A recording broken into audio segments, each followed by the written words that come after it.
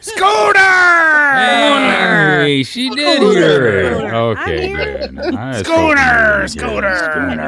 Scooter. I saw the look on your face, Diva. Whenever that first came in, you were just like it's there. I just hear Scooter. I'm like, what? Scooter!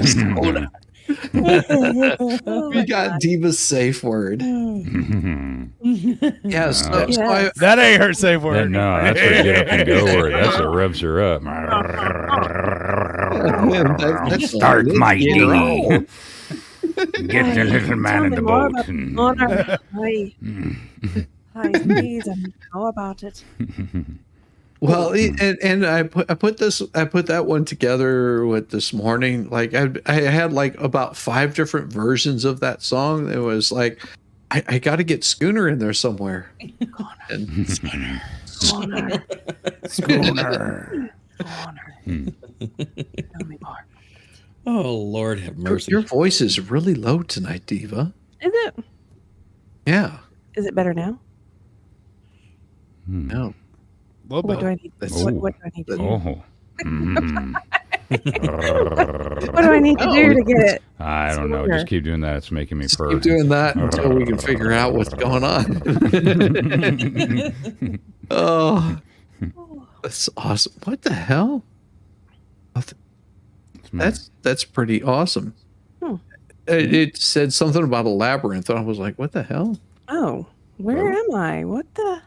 No, it's not like I click on your thing and it says Brigade's Labyrinth. Bridget's Labyrinth. Yes. Bridget's Labyrinth. Bridget's Labyrinth. That is my email address. I love it. How's this sound? Is this better? Yeah, sounds good. Yeah, it's better. Okay. I brought your volume up a little bit.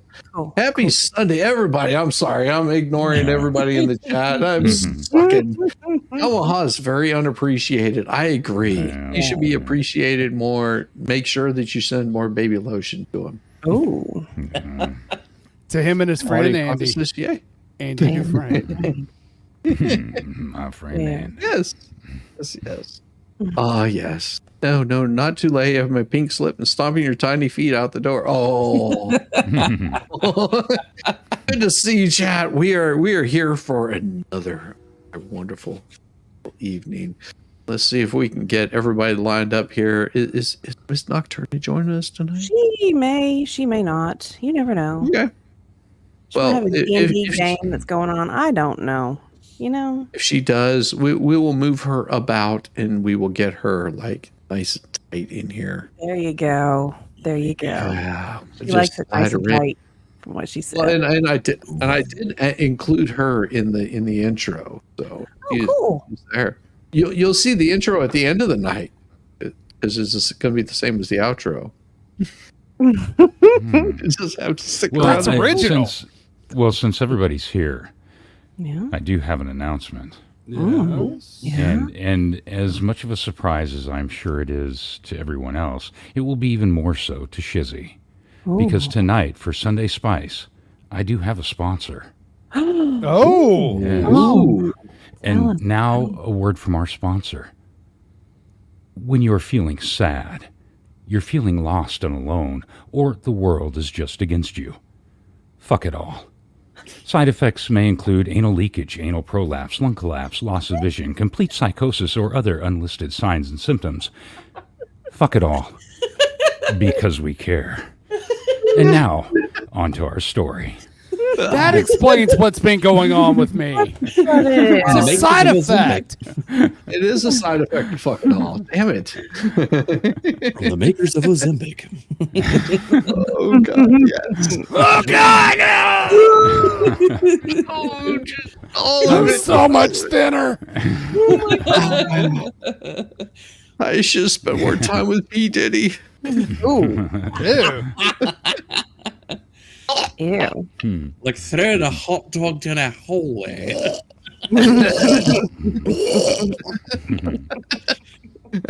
Ask your doctor if fucking all is right for you. There you go. You don't just take fucking all every single day. You have to space it out between times that you take fucking all. Don't take it every day. No, don't take it every day? It's dangerous. It is dangerous. Dangerous. All right, here we go. We have some new audience joining us, by the way. I love Tom the new Gillis golf instructions viewers. Yeah. Oh, Gillis. Nice. Yes. Buddy. How you doing, Tom Gillis? Mm-hmm. As always, do those streamy things. Hit the like and the subscribe button. Because we do this every Sunday, and we have a great time, and Shizzy has a great daily show that you should definitely watch to start your morning off right. Well, if you feel like committing like mass assassinations or something like that, like against turtles.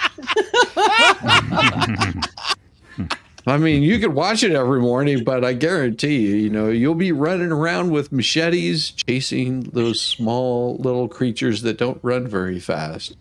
I would suggest, if you're going to do that, at least MG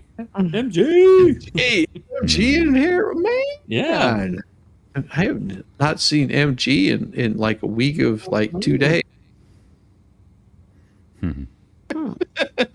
MG's good people. Make sure that you.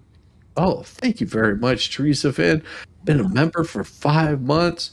Yes, we look forward to Sundays because it makes us all hot and bothered. And if you're not hot and bothered after today, it will be. And Teresa, I'm glad you know my heart. Thank you. I'm touched. Oh, yeah. Blowing kisses. Well. All right. So, let's get to Sean. So, you and Doc. Sean lowered the binoculars and looked at Ben. Looked down. Said they were standing deep in trees, watching what they determined was James Corbin's camp.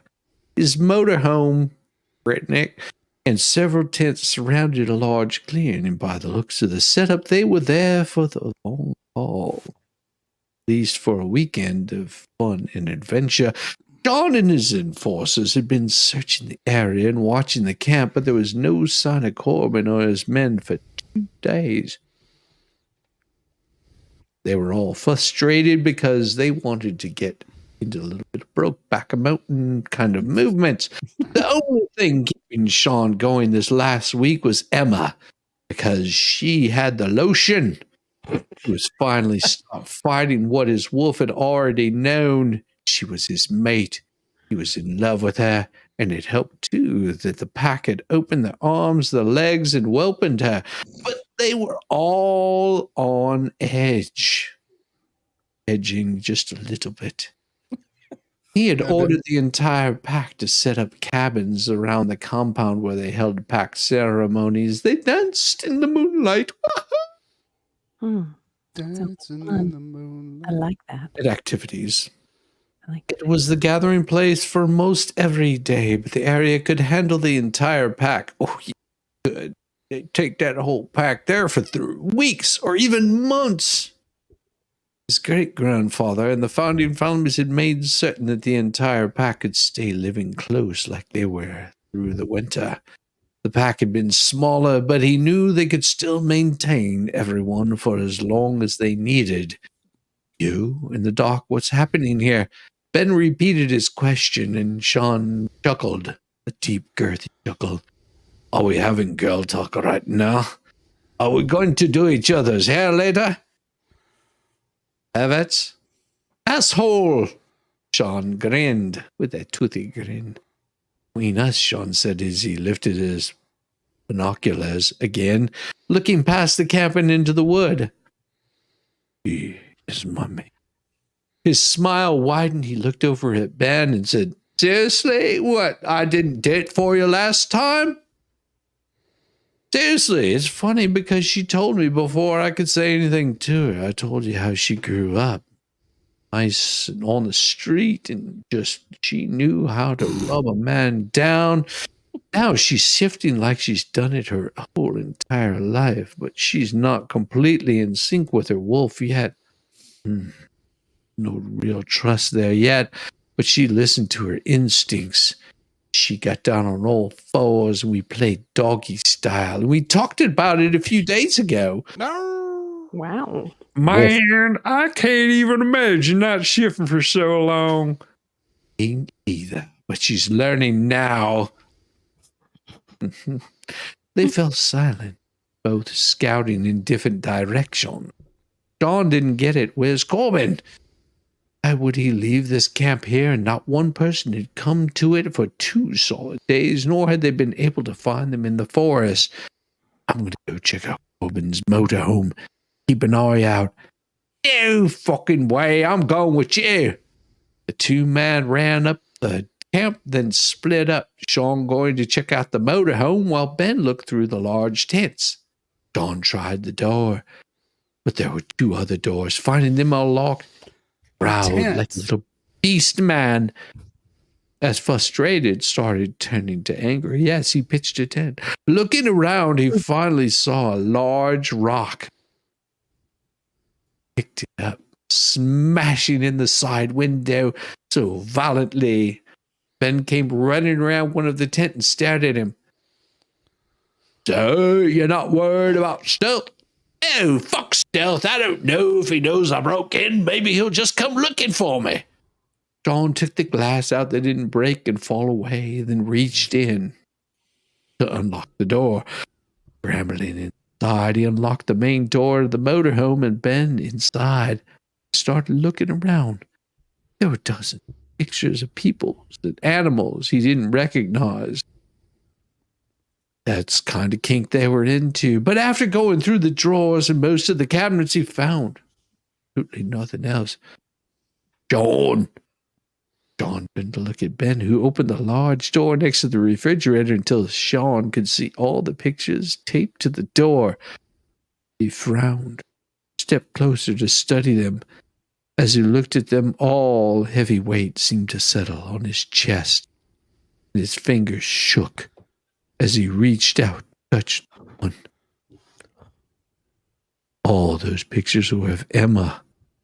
There was one of him and Emma packing up her camp, then one of her kneeling down to say something to one of the children at the compound. There were others around her at the compound talking with various pack members, laughing with him. Blood turned cold as he realized what he was seeing. Corbin sticking her out.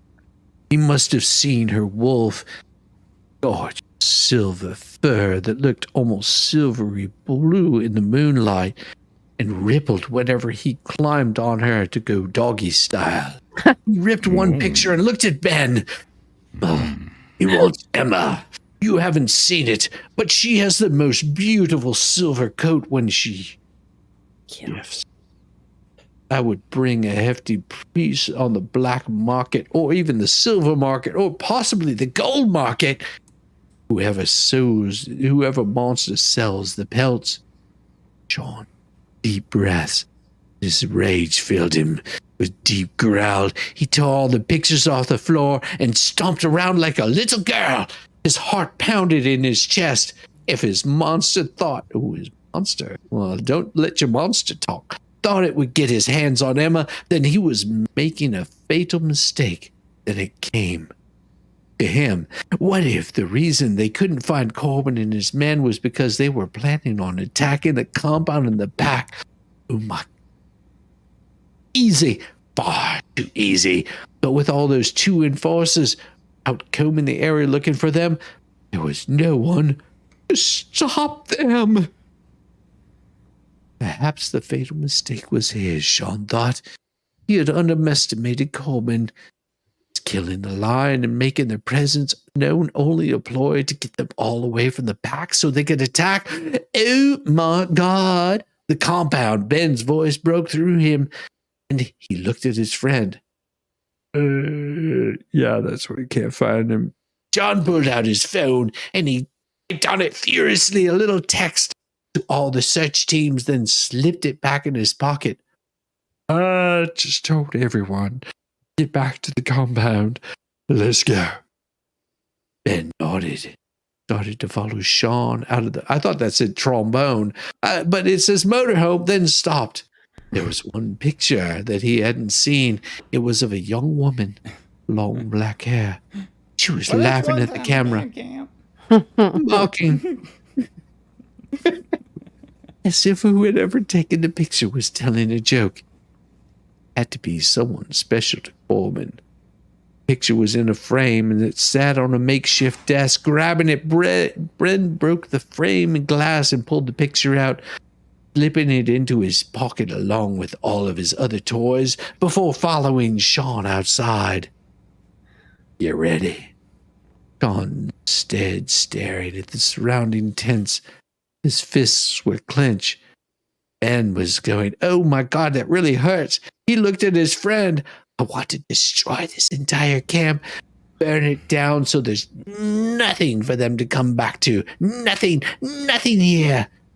Ben went to his friend, putting his hand on his shoulder, squeezed it sexually, saying, "Sean, I know how you're feeling. I have a condom. I'm standing in the camp of the man who murdered my mate and daughter. All I can think about is tearing the man limb from limb." Sean looked at Ben over his shoulder, looked back at him with a knowing look and said, "We have to get back. We have to save my mate." Yes.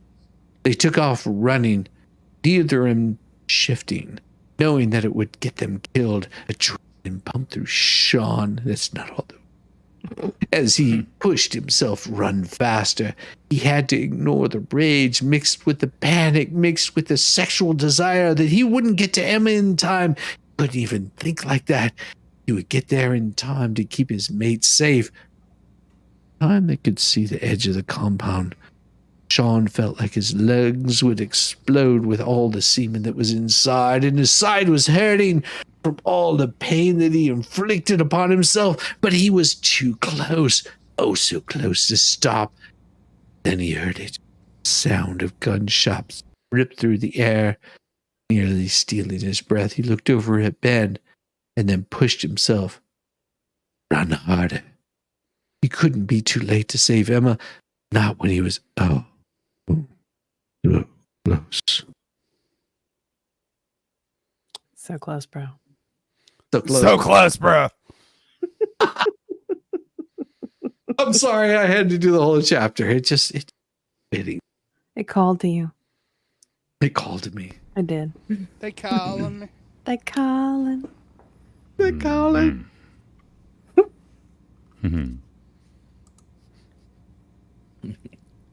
It's your turn.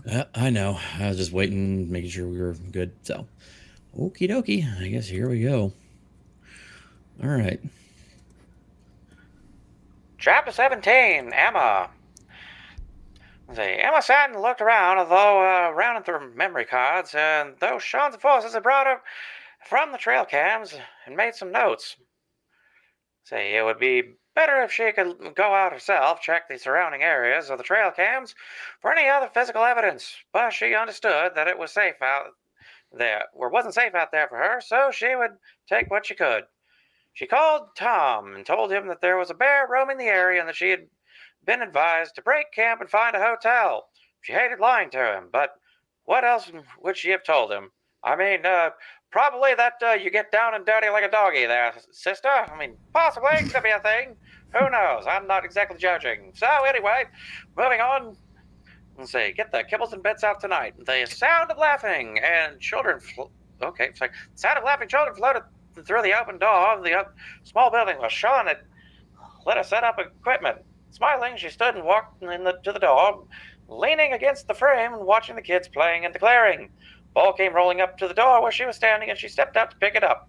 Smiling as she threw it to the little girl who was running up to get it, she gave him a little wave and ran back to the group of kids who were playing kickball close by. When the little girl kicked the ball and came running over to Emma again, she picked it up and walked over to the game. Can I play? The kids all said yes, and Emma tossed the ball to the pitcher. Made a line drive down the side, went and stole first, took he's like, took over the base and allowed for the Dodgers to get the seat into the World Series. It was a great time. Yes. Anyway, moving on. The weirdest retro game I've ever heard. Right. That's different. They played baseball weird back then. So I wasn't quite familiar with that playing baseball with your feet, but okay. I mean, those crazy Europeans over there, they play football with their actual feet instead of their hands. What barbarians. Anyway. Listen. Sorry, I forgot. I give me a second. Okay. She tossed the ball to the pitcher and then waited in her turn in line to kick. She didn't know she'd have so much fun or laugh so hard. The children's laughter was contagious, and several pack members stopped to watch the game, cheering them on. A few pack members even joined the game. Emma was running around the third base when the sound of gunshots filled the air. I say it's getting really. The fan interference is getting really, really tough this time around. And the man standing at third base fell back, blood suddenly choking his shirt around the shoulder. Take that. Children screamed, shots rang out, the pack members shifted. Emma was able to round up 5 children and got them inside the cabin where her equipment was. Closing the cabin door. Oh, why do you want to bring children around your equipment, lady? What's wrong with you? Look, I don't judge. I just say, that's not a good idea. Don't do it. I'm starring fans. I want to be the water boy.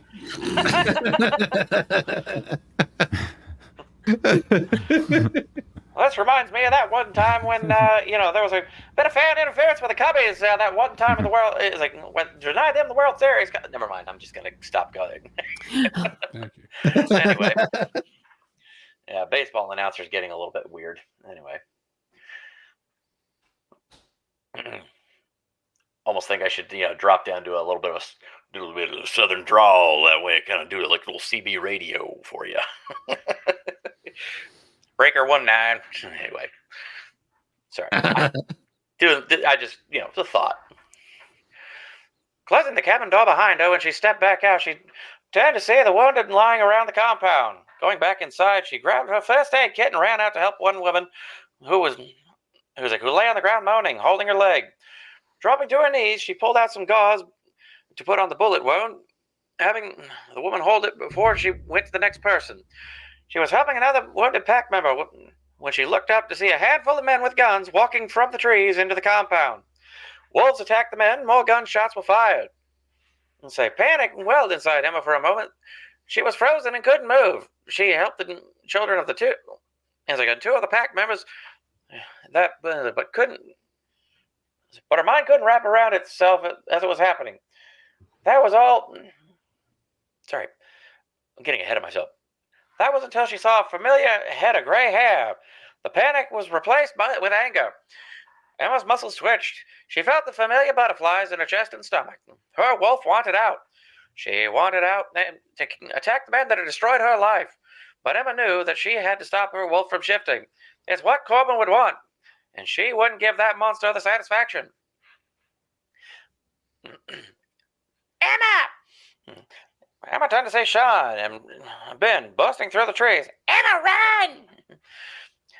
Her eyes widened and looked between Sean and Corbin, who had turned in her direction and were heading right for her. 2 armed men starting running towards her, and she turned to run to Sean. She heard a gun when something bit her. At least that's what it felt like. She stumbled and fell, her hands taking the brunt of the fall and skidding to her stomach. Coughing from the dust, she felt something warm spreading through her. Emma! Go ahead.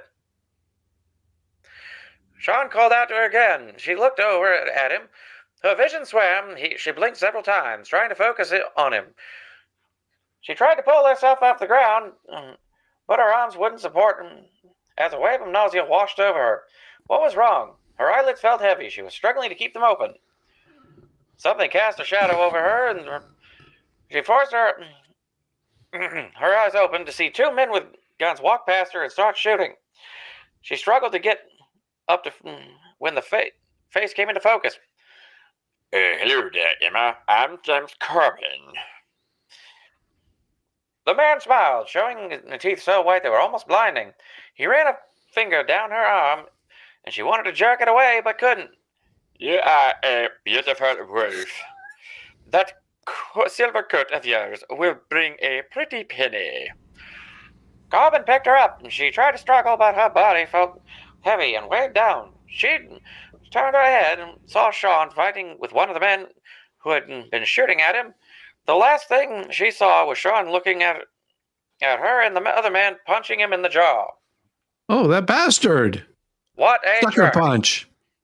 What a sucker punch. Absolute jackass. Mm-hmm.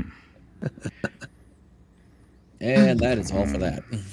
Hey, Cynthia, how you doing? Hey, Hey, what's going on? good to see you. Oh, Lord. All right. What Chapter are we doing 18. for us? Something good, I hope. Oh, yes. Is it good? Is it good? Oh, yeah. Yeah. I just have no idea. Mm. Gunnar! Schooner. Break out the dinghy for the little man and put him in the boat. Get that man in the little boat, and it's the last thing I do. What do you do with a drunken sailor? What do you do with a Poor drunken bastard's drowning.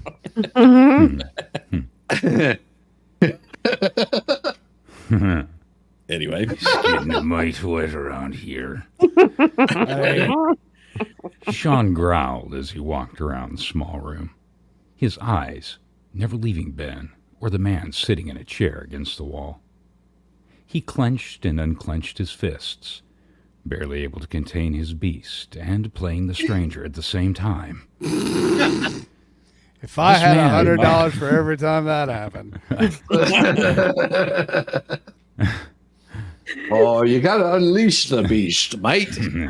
What has 72 teeth holds back a monster? A zipper. This man worked for James Corbin, and if he didn't tell them where Corbin would have taken Emma, he would tear him apart with his bare hands. Whatever. His wolf was the least of the man's worries, although his wolf was in a rage and nearly clawing to get free. Do you like being alive? Sean turned to see Ben bending slightly, getting in the man's face. He'd known Ben his whole life, and as one of his best friends, but the man was scary. The happy-go-lucky wolf he'd known since almost birth had turned into a bitter, angry recluse after his mate and daughter were killed. Ben had only one agenda right now. Sean thought Ben's rage was the only thing that kept him alive these days. Hate keeps you warm. In the days that followed the tragedy, he had wanted to die with them and had gone into self-destruct mode. Sean had been afraid for his friend. Tell us where Corbin... Wait a minute, what? Tell us where Corbin would have taken that woman. Oh, no. I'm telling you shit. We found shit. I ain't telling you shit. There we go. Ben growled and balled his fist, swinging it to hit the man, but Sean caught his wrist, shaking his head. The man chuckled, and both Ben and Sean gave him a dark look. You're an idiot. Sean let go of Ben's wrist, letting him finish what he was going to do. Ben hit the man so hard his head snapped back and hit the wall behind him. Ben grabbed him by the front of his shirt and lifted him from the chair, clenching his fist and hitting the man's cheek, splitting the skin. Blood was dripping down his cheek when Ben threw him against the wall, making him hit his head again and sliding to the floor. Ben, stop. If you keep hitting his head, he'll never remember that he is Harry Potter. And where Corbin took her. And where I can find Hermione Granger. Sean crouched down in front of the man and helped him sit up, smoothing his shirt and looked into his eyes. And teabagged him. Oh. Are you okay? Nothing broken. Ben paced behind him, growling low in his chest. He looked at Ben over his shoulder and knew he was barely holding his wolf back. Turning back to the man, he crumpled on the floor. Wait a minute. Oh, turning back to the man, crumpled on the floor, Sean helped him up and put him back in the chair. Now, you need to understand. Wow. That when a shifter gets angry, especially when something happens to his mate, it's harder than hell keeping his beast at bay. Emma is my mate, and I'm barely holding on. But my friend behind me, well, he has very little control over his beast, because Corbin killed his mate. So if you don't tell me where your boss took her, I will leave this room, and you will have to meet his wolf, and it will not be pretty. The man just sat there, staring at Sean as blood dripped from his cheek, saying nothing. Sean sighed and stood, looking down at him and shaking his head. Turning to look at Ben, he shrugged. All right. I'm wasting my time here. I need to find Emma. Message me when you're done here, and I'll tell you where I'm headed. And send him to see Mr. Takogi. Sean looked back at the man sitting on the floor, showing fear for the first time. Good luck. I'll have to find your boss without your help. I'm just going to leave you here with Ben. Have fun. There was silence in the small room as the three men looked at each other. Then Sean turned to walk out the door. Wait! The man called. He has a female voice? Well, we don't know if there is. Sean turned to their prisoner with his hand on the door. He sounds like Emma. You can't just leave me here with this maniac. He'll kill me. Sean looked at Ben, then at the man, and nodded. Wait a minute, how did I do Sean's voice? Oh. Probably. Ben growled. You can't leave me here with him. The man stood, then sat back down, then stood again and sat back down and began to play stranger, but nobody was really thinking about it, and everyone was confused. When Ben growled at him. You're not doing it right. Sean looked at him and chuckled at the sinister smile. Ben gave the guy. I can, and I am. Sean opened the door, and the man started talking. Hey. He's got a camp about 5 miles up the pass. There's a forest access road that leads to the national forest. He's about a mile in there. He's deep in those woods. There's a small compound, and he would have taken her and the others there. Sean's eyes narrowed. He looked at Ben again, then back at the man. Others? We came to take the silver wolf and a couple of kids to make her cooperate. What an asshole. Yeah. Sean Dick. Yeah. Jerk. Yeah. Taking the kids and the woman and all. Oh. I see what he's pulling there. Yeah. Didn't work out too well for Custer either. Sean bared his teeth and growled, reaching down to wrap his hand around the man's throat and lifted him close to his face. He took children. Where is my Hermione Granger? Yes, I told him not to, but... Sean didn't let him finish. He dropped the man and hit him several times, breaking his bones. He crumpled to the floor, and Sean turned his back on him. Let's go. I know exactly where he is. I'll message Cruz to meet us there with some of his pride.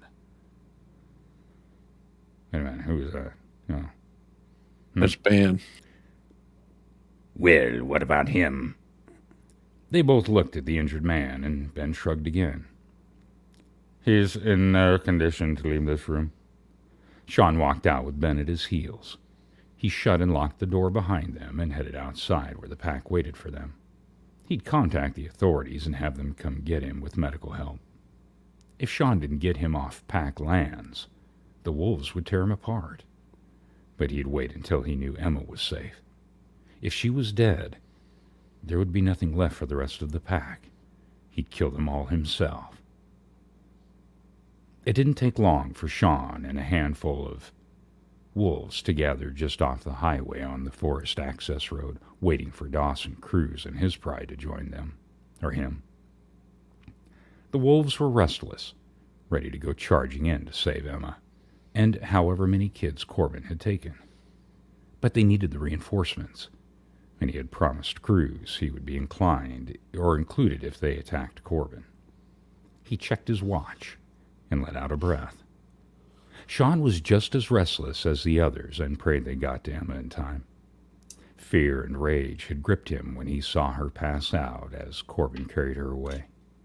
He had seen her taking care of some of the wounded as chaos reigned around her.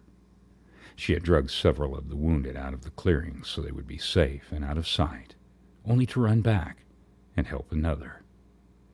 Pride filled him. His mate was not only smart and beautiful, but she was compassionate and caring. She would make an amazing alpha female, and as soon as he had her back and safe, they would mate, and he'd never let her out of his sight again. He just... Nice. The lions had better hurry the fuck up, or they'd do this without them. I couldn't help it. It was just, you were like, chef's. Mate.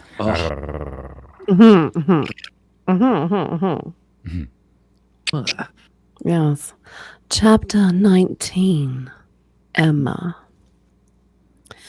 Emma slowly opened her eyes, her legs and arms feeling too heavy to move. Her head was pounding and hurt so much she couldn't barely move her neck. Looking around, she could see she was in a dark room, but enough light seemed to filter through the window behind her that she was able to make out a chair in one corner and wood floors. Where was she? This sounds familiar.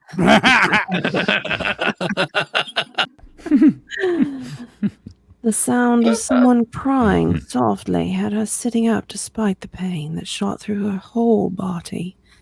The pain and fuzzy feeling she had right now reminded her of the time she had gotten a migraine. She barely had been able to move then, just like now, but she managed to finally push herself into a sitting position. Looking around, she finally saw the source of the crying. A little girl was curled in the corner, her arms wrapped around herself, her head resting on her knees as she cried. Next to the little girl was Miss Nocturna, and a little boy lying on his stomach. I'm in a sandwich. Yeah, it doesn't feel good. I miss Nocturna. His head resting on his arms. He finally moved to sit up and scooted closer to the little girl, wrapping his arms around her. Don't cry, Jenny. We'll be okay. They'll come get us, I promise. Emma slowly swung her legs over the side of the bed she was lying on, and the two kids looked up. The minute they saw she was awake, they stood and rushed over to her, nearly knocking her back and causing a blinding pain in her head. She moaned, "Oh, Emma, you're awake!" The two of them climbed onto the bed and wrapped themselves around her. She pulled them close. "Do you know where we are?" The words came out as a soft whisper, hurting her throat. She tried to swallow, but her mouth was so dry that all she managed to do was cough. That was a dry load right there. The man took us. Bad man. Emma searched her mind, trying to remember what had happened, and then it came to her. There had been shooting, and she was trying to take care of some of the wounded until she was shot by James Corbin. Bloody bastard. He must have hit her with a tranquilizer because the last thing she remembered was seeing Sean and Ben trying to fight their way to her as Corbin was carrying her away. Emma took another look around the room, then untangled herself from the children to stand up. She swayed on her feet a moment. It had to be whatever drug Corbin had injected her with when she felt like she'd been bit that was causing her to feel this way.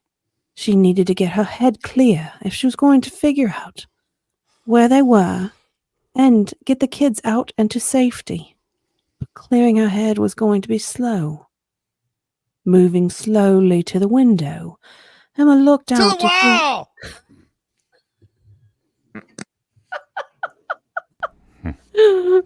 from the window. To the window. Down my balls. To the window! To the wall! Ski, ski. Oh, ski, No, ski, hon. ski, ski, ski, ski. Oh, ski, ski. Do either. That's so weird that you do that. When I went out today, that fucking song came on the radio when I started the. That is so funny. Okay! Yay! Skeet, skeet, skeet. Emma looked out to see nothing but trees. She tried to open the window, but it wouldn't budge. Looking at it more closely, she realized it had been painted shut. But then she looked at the bed, then back to the window, turning to the kids. All right, you bloody kids. I think I can break the window. Bring the sheet I was lying on. I'll have to be quiet about it, though. I don't know where anyone is. The kids nodded. We didn't need that. We did not need that preposition or whatever that thing of English language is. I don't remember. Supposition, preposition, Composition. action Storm. verb. They call I that don't about know. storming. Dictionary diva would There just is be no like, you don't need definition. that word. You don't need that word. It's a You Volstormic can't end a phrase. sentence in a preposition, right? No, I don't know. I don't remember English. The kids both nodded.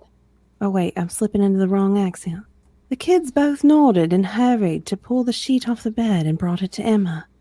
She took it and wrapped it around her hand and arm, then hit the window. It took her a couple of tries, but she finally broke it. Then they all stood there in silence, waiting to see if anyone had heard them. When no one came, she broke the remaining pieces off the frame, then draped the sheet over the bottom. All right, I'm going to lift you up one at a time and help you through the window. Don't wait for me. You both run and find a road or a house or something. Don't shift whatever you do. And if you can't find a road or a house, you hide. Sean and his men will be looking for you, and they will find you. And you too? You're Sean's mate, aren't you? He has to find you. Emma smiled down at the little girl, tears filling her eyes as she nodded. Yes, I'm his mate, and I know he'll find me too. But it's more important for you to get away. Do you understand me? Both kids nodded. Then Emma lifted them carefully, helping them through the window and onto the ground outside. She told them to run, then climbed out the window herself, tearing her t-shirt in a very naughty and provocative way, and cutting her arm on a shot of glass that she had missed. He's a cutter. Cursing, she watched the two kids disappear, and then took a step to follow them when a barrel of a gun was pressed against her temple. I'm surprised to see you on two legs, Emma. I like seeing you better on your back. You should have been shifted by now. Emma moved her head slightly, seeing Corbin standing next to her, and tried to step back from the gun. He caught her arm and yanked her to him before turning to the two men who were with him. Go and get those two brats. Emma struggled, but Corbin twisted her arm painfully, and she liked it, but she stopped. You don't need them. You have me. You don't need the children. Save children. The two men took off, leaving her with Corbin. No, I don't need them, but I want them. Oh, that's disgusting. Ew. Yeah, that's a Creepy. But I'm curious as to why you didn't shift when I tranked you. roof and all. Emma wondered that too. Perhaps it was the years of suppressing her inner naughty vixen that she disguised as her wolf that had helped her to not shift. Even now, she wasn't feeling her wolf. That would be a little bit inappropriate if you're feeling a wolf. Yeah, Given dude, the circumstances, yeah, don't touch your Yeah, don't wolf in touch these your wolf circumstances. whenever Don't you're touch under your wolf. those kinds of circumstances because, man, I'm telling you, girl, you need to shave that thing. Perhaps it was the handful of gummies she had taken every night for 2 weeks. Oh, yes, some gummies. Yes. Even now, Does it for you? This is nothing. His she NAMBLA card's she in wasn't good feeling her standing. wolf. It was as if she had retreated, leaving Emma to fight off Corbin alone. He tightened his hand around her arm, dragged her around the cabin, and then pushed her into a small clearing surrounded by a large motorhome and tents. She remembered Sean mentioning seeing the same setup not far from the campground. Corbin must have realized he was being watched and moved his camp. Corbin followed her into the camp and grabbed her arm again, forcing her to kneel on the your ground, knees. Yeah. and then pointed the gun at her. Oh my, is that how we do that? Girl. Is that how we do that? Is that a turn on, man? Because I don't know, man. All I know is you just got to knock them over the head a couple times, drag them to your cave, and you got all kinds of action. Oh, it would really be better for you if you shifted voluntarily. I'm not sure why you didn't before, but I'm willing to pump you with enough Okay. the drug to force you to shift. I don't I like see that drugs, roof and all but the this drugs stuff. like me.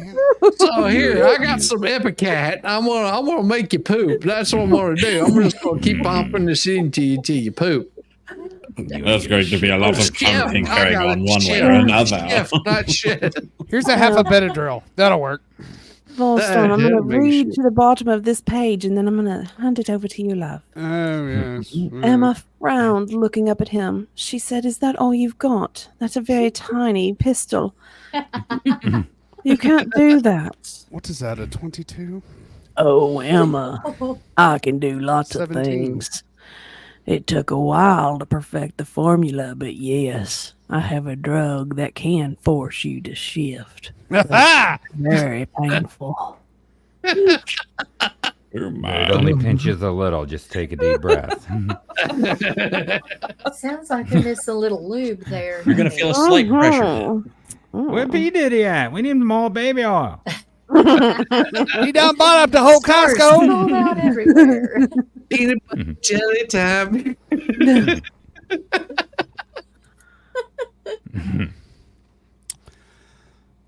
She shook her head. The man was as sick as Sean had told her he was. Did he really expect her to just shift and let him have her? There was no way she would do that. She just found Sean, and she'd be damned if someone like Corbin was going to rob her of her innocence. Life. She knew they could have. Two of his men came around the motorhome, dragging the two children with them. Not the Corbin. children. Not the children! Corbin love looked of the down at her children. and smiled, then looked back at his men and nodded. Emma looked back at them just as the men pointed their guns to the heads. Yeah! Emma screamed and lunged toward the kids, but Corbin grabbed a handful of her hair and yanked her back. Crying out in yeah. pain, she clawed at his fingers until he let go of her. Now you will do what you're told. Shift or my men will kill them. Emma shook her head. You gonna kill him anyway?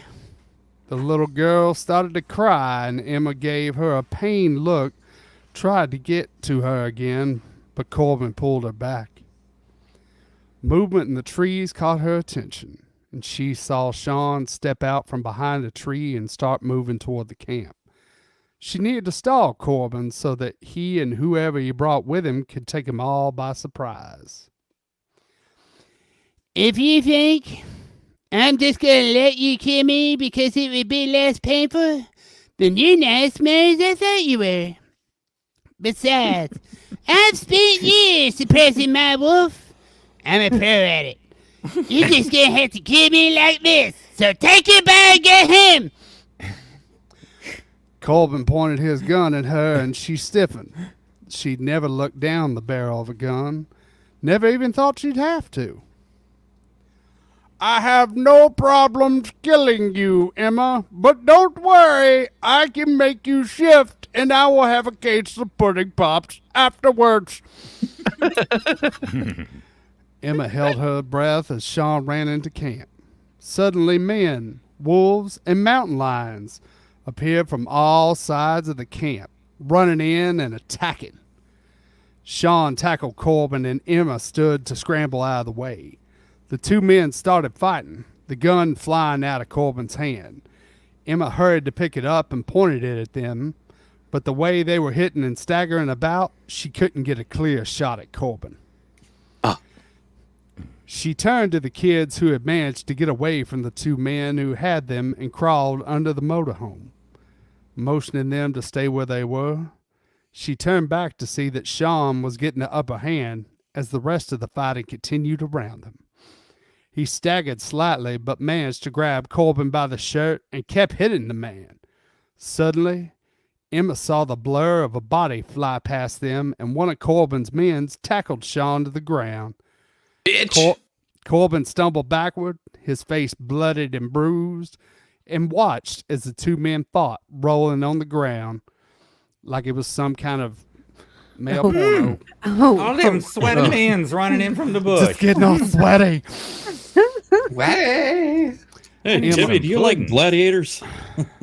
Timmy, you ever seen the inside of a Turkish prison? Emma was stunned for a moment, but then raised the gun to Corbin. He scrambled up towards his motorhome. She shot twice, then cursed because she had missed both times. Damn, woman. Dumb bitch, can't hit a And then had to wait barn. 15 minutes. Oh, wait. Oh, did I say that out loud? No. Just 15 minutes? She forgot, the Every safety time. was on. Turning her attention back to the man hitting Sean, she cocked the gun again and pointed it at him. Get out for him, I shoot. Both men stopped fighting and looked at her. Sean seemed to recover from the shock quicker and hit the man, knocking him out. He fell to the ground as Sean moved past him to get to Emma. He put his hand on the gun, and Emma looked up to him, letting him take it from her as he guided her hand to his own gun. She had been calm up until that point, but once Sean took her into his arms, the whole body started to shake and quiver. As she wrapped herself around him, you could smell the moisture in the air. Laying her head against his candy hair. Smells like sex around here. Scooter! She clung to him as her heart beat wildly against her chest and in her ears. She could feel the adrenaline rushing through her, and for a moment, neither said a word. Finally, Sean loosened his hold, and pulled back slightly to look at her, tucking a strand of hair behind her ear. You're a fierce one, mate. Are you okay? Emma nodded as tears sprang to her eyes. I am now. I didn't think I was ever going to see you again. Oh, baby, you're my mate. Nothing is going to stop us from being together. I promise you that. She gave him a shaky smile and hugged him close again. When they finally separated and looked around them, Bodies lay around the camp as if it was a big orgy. As wolves and lions shifted to men. Told you. Corbin's motorhome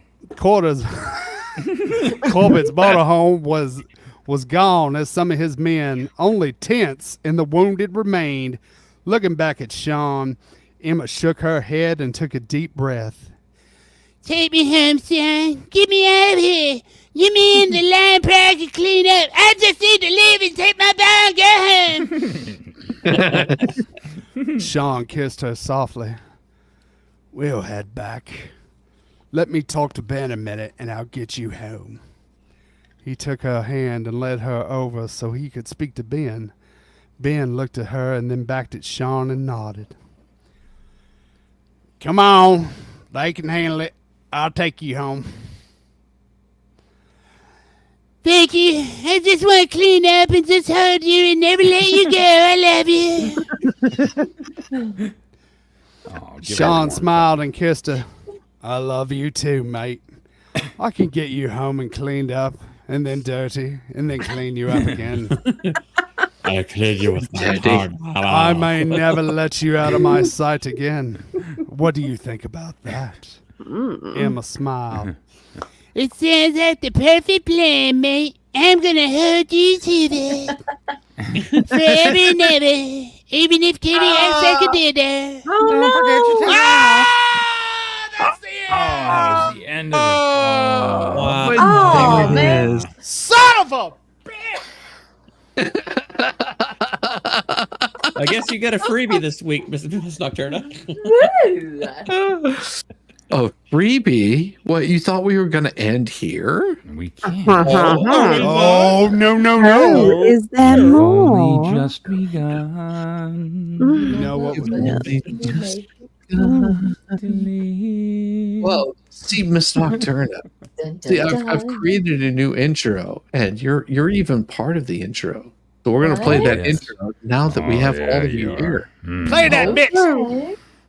What?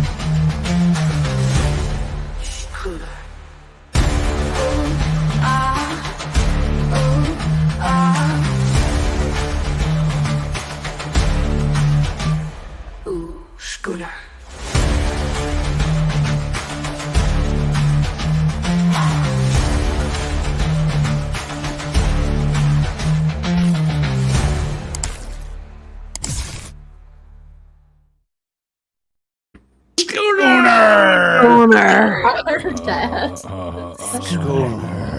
Play it again. I'm not done yet. Oh, dang it! We're not done. No, children, we're not done. It Well, only what am I gets gonna it only hold gets on here, hotter guys? from here. You can Oh, grind meat there's on those. But I had to bring this up for the ladies because they like to see the meaty man. I mean, it's nice. I mean, yeah. I'll look. Oh, well, I I'm still not can't believe you offended, asked me to but what show do you that. got Well, there you going on? go. Whatever. You can look. I I'll know reap the this is- benefits. I know that Yamaha likes it, and I know Yamaha likes it. He's just like it. I still have no I'm so idea how you warmed got up. that picture. When did you do this picture, Yamaha? I know, right? Yeah. You know. Well, look. Well, it was a Jesus. dark and lonely night, and then Teresa showed up, and Hey, you gotta do what you gotta one do, thing brother. led to another, and I'm invested Oh, now. he's like, Hold on. they gotta There's do no- sandwich. There's no shame in your game, honey. said This is something the- about posing, and then later on a book came up or something. I don't know. Is that what came up? Really? Yeah. Ah! Yeah. Stars, he's like, he can light my fire. That feller needs a shirt. why are you going out there naked? He needs This to is- put him a shirt on. It's getting cooler. Bridges on? I can't. This is a short story by T.J. Finn. Oh, Hmm. short story. He's wearing shorts. Okay, we could use a quickie. Hmm. Here you go, Miss Nocturna. You get to start us out with this one. Ooh. Maybe. Hold on. Okay, there we go. All right. Where are we? Let's see. Chapter 1, Luca. I'm never drinking again. Luca Famous snorted as she looked up from the box. Oh, Luca's a girl. Never mind. Let's start that over again. I'm never drinking again. Luca snorted as she looked up from the box she was unpacking. It was a declaration her little sister, Summer, had made every time she got out with her friends, who were wolf shifters from the local pack. Right now, she sat behind the glass counter, sunglasses on, hair disheveled, and her head resting on her arm. How many times do I have to remind you not to go drinking with wolves? Their metabolism? Blah, blah, blah. Summer lifted her sunglasses to look at her sister. No lectures today. My head hurts too much. Can you mix one of your little concoctions that tastes horrible but works like a miracle on what ails me? Luca's brow shot up. Then she laughed, shaking her head. Summer's beautiful olive skin had turned pale and her blue eyes had dark smudges under them. She looked like she not only drank her share of alcohol, but everyone else's share as well. Summer was the youngest of 4 sisters and the apple of their father's eye. Her father had spoiled her, and when their mother died, the 3 other sisters did as well. Luca had spoiled her the most. Walking past her sister, Luca gently ruffled Summer's hair, then laughed at the exaggerated groan of pain. Mhm. Luca left her sister at the counter and disappeared through a door that led to the back of her store. Although the store was small, she had created a storeroom where she kept all the stock she ordered. A small office and a workroom where she kept some herbs and other ingredients for potions for her customers asked for.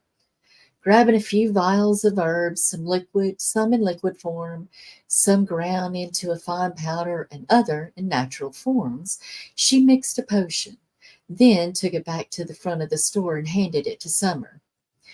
You are a lifesaver, Luca. What would I ever do without you? Summer tipped her head back and drank the potion, coughing and wrinkling in her nose when it was empty. Can't you make this taste any better? Sometimes I think the potion is worse than the hangover. Luca laughed and took the vial from her sister. Here's an idea. Maybe you should stop trying to drink with the wolves and you won't have a hangover come morning. Summer shuddered and shook her head. Not happening. Besides, those wolves are so hot. How can you resist that? Luca felt a twinge in her chest, I bet, and left it with the heel of her hand for a It's getting all moment. nibbly up in here. Oh. Getting all twingy. Her smile slipped away as she slipped back into the box she was unpacking. Slip into my box. Looking at Summer, she saw him red in his eyes and looked away.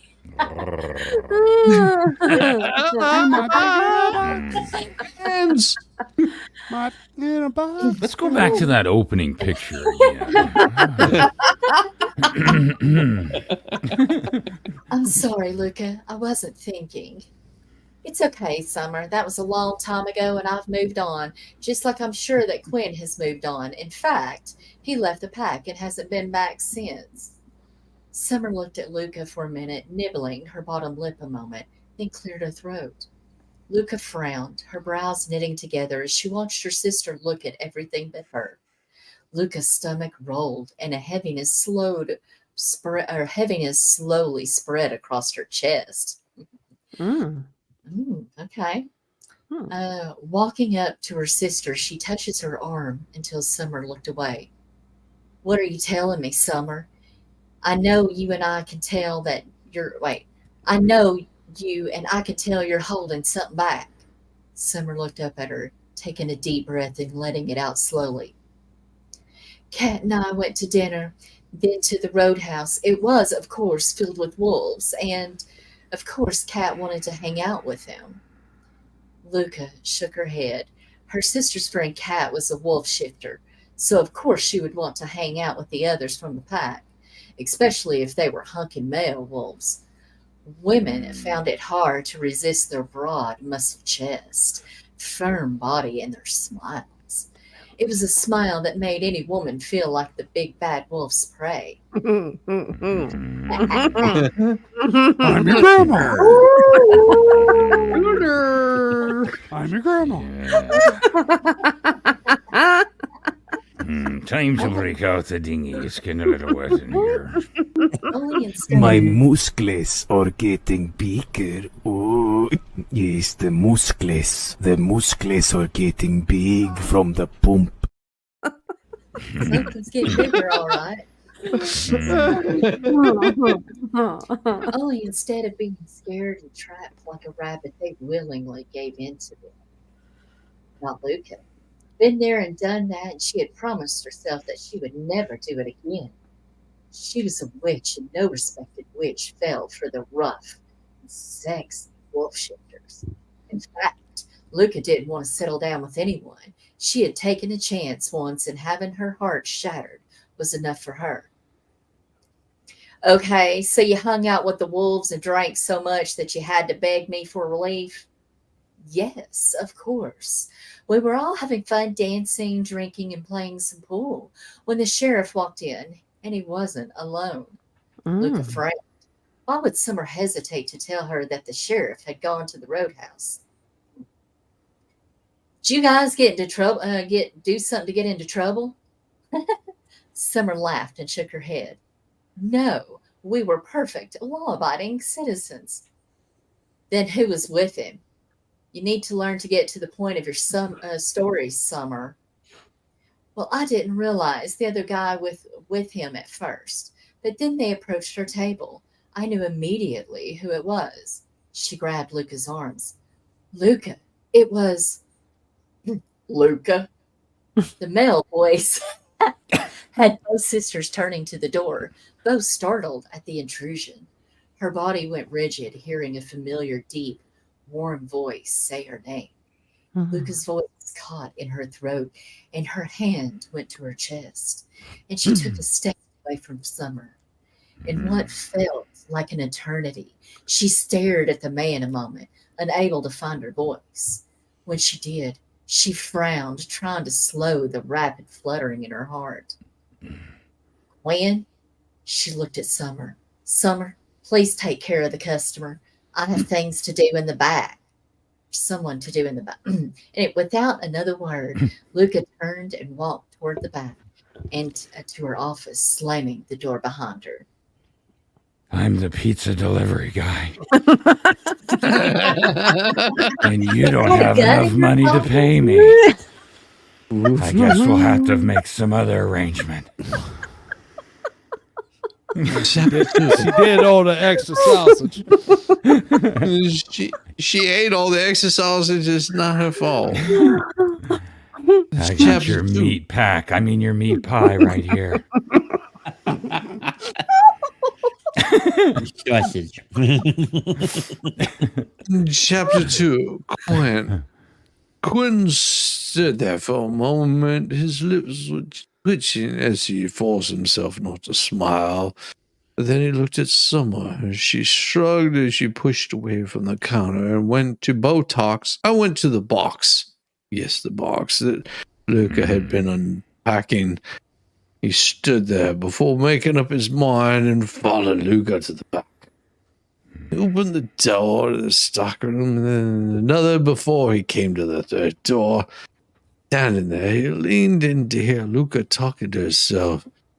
She was cursing his name, and by the sound of it, pacing back and forth, but that was why he was here, right? Cursing, to be more specific, the curse that she had done to him. Quinn knocked 3 times, then crossed his arms, waiting for Luca to answer it. She's not going to answer your arms, man, I'm telling you. He didn't have to wait long until the door swung open and an agitated Luca stood before him. And she blew out of breath, blowing her bangs out of her eyes and crossed her arms. He knew he shouldn't be amused by how shit he was. He shouldn't want to pour this little spitfire in front of him into his arms and kiss her, lick her, and just fondle her in all kinds of ways, but he did. His wolf stared and he raised his head at the thought, but couldn't push back from him. He wasn't here for that either. He was here to talk to Luca. Nothing else. Then get out of Grady and save his freaking wolf hide. Focus. We don't. I'm busy. Luca shut the office door. Oh, shit. But Gwen grabbed it before she could slam it in his face. Hey, Luca, we need to talk, and I'm not here until we dare. So I suggest you quit, okay, acting like a spoiled brat and talk to me, okay? Gwen didn't look back. The look he gave him, but it was a sudden jolt of electricity that was hitting his bare arm that had him jumping back and letting go of the door. Luca took advantage of the situation and slammed the door on him, that bitch. He growled low, raised his fist, and pounded so hard on the door that the wood cracked.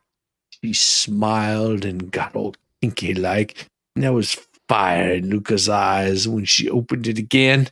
But she was a huffing and a puffing, and she could blow that wolf down Blow and it, baby, cleanse blow her. it. She never looked so beautiful, ma'am. Focus. We have to talk. Okay?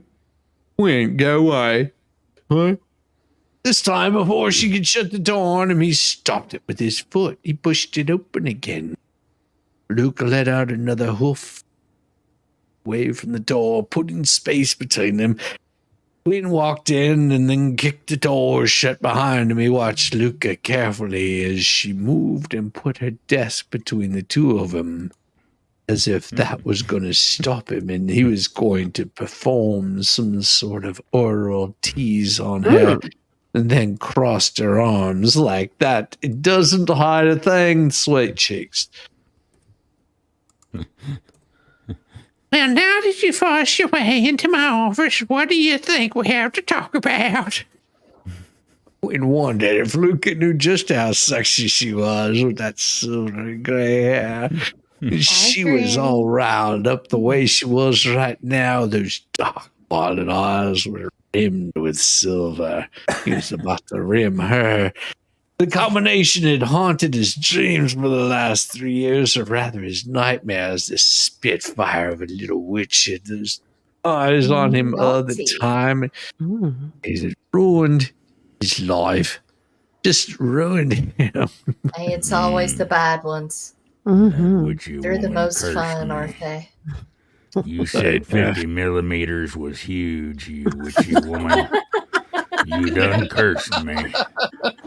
Now I'm gonna have to eat some chicken feet or something.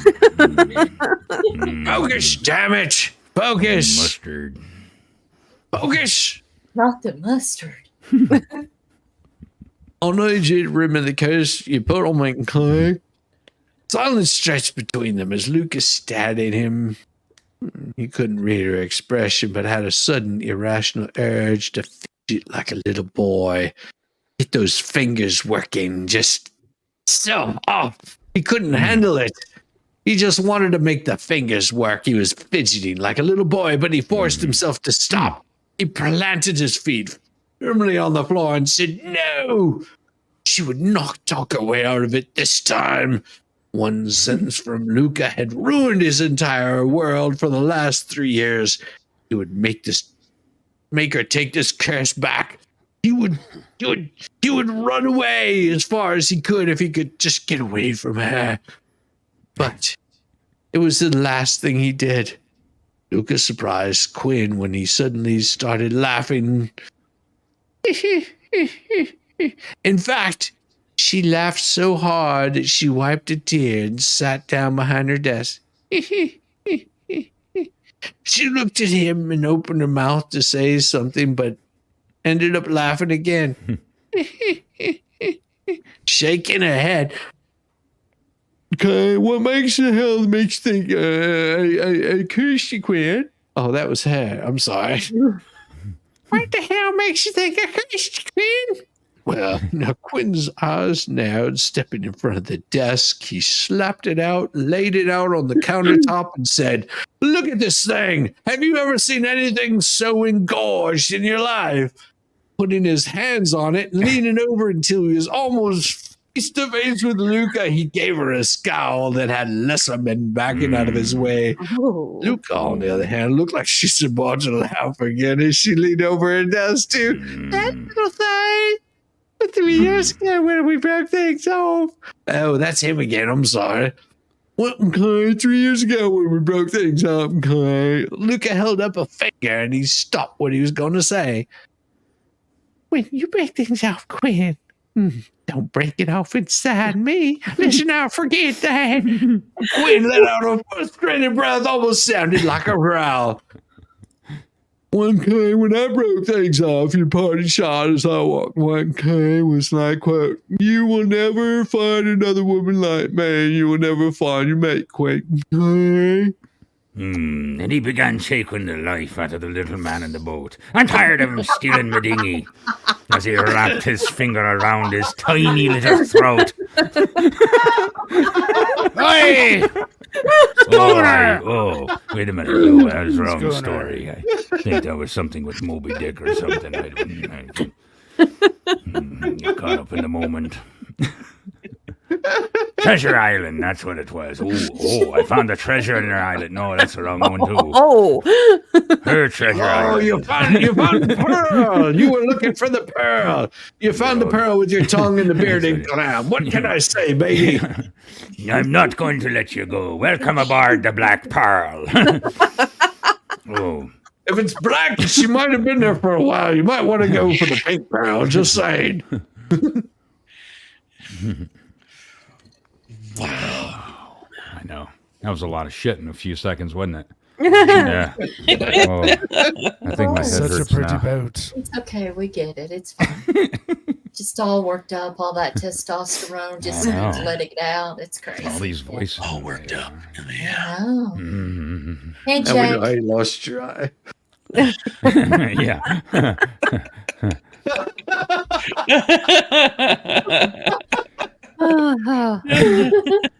Well, that was from staring down my nail gun, you see. You shouldn't play Russian roulette with a nail gun, because you're going to lose every time. All you need is one shot. Where's the rum gone? Where's the rum going, man? Where's the rum gone? She did a grumpy in my bed. She did go to my bed. Jeez, I don't want to talk about that right now. There's better things to do.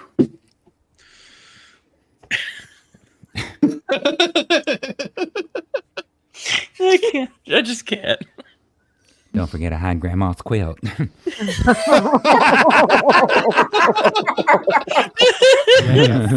it the one with like the double wedding rings? And is it that one? Just don't want to get it. Those aren't double wedding rings, sweetheart. It's just I pulled out too fast. God.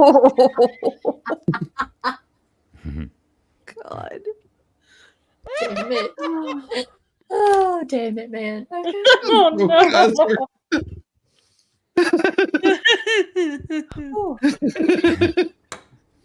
Oh, my face hurts. Ow. Is that all that hurts? Oh, God. Oh. All right. Oh, Lord. Keep have it mercy. together, people. Come on. Keep it together. Why start Sticky. now? We're Keep it together, professionals. Sticky. Come on. Professionals. We are. Where have you been? I don't know. I could do this What all show are straight you faced if it on? wasn't for all you assholes. I don't know what you're talking about. I read by myself. I'm fine.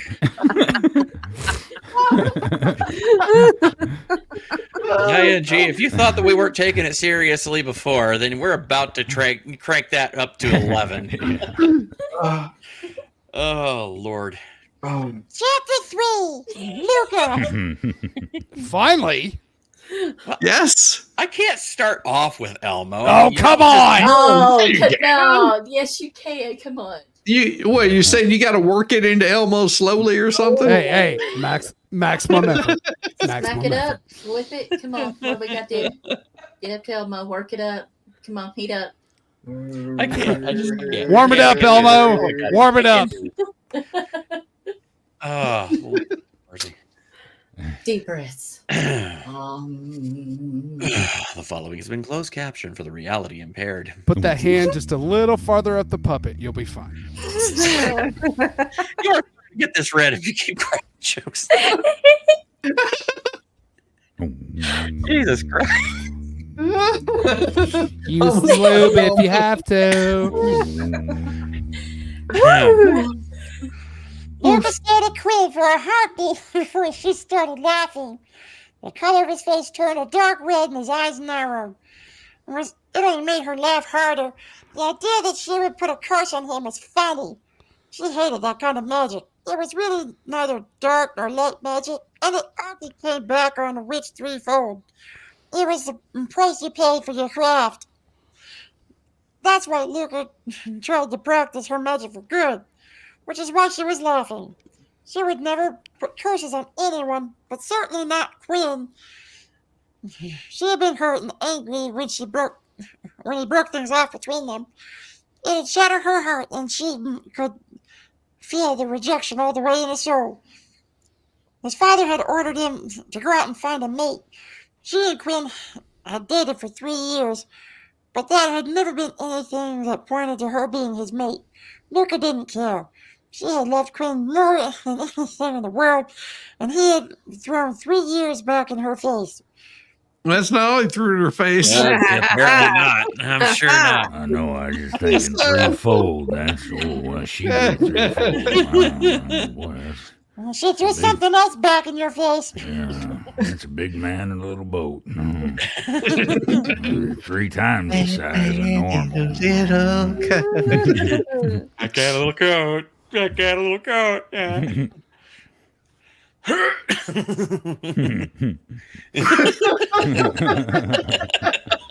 Oh, I'm sorry, Shizzy. Did I have that?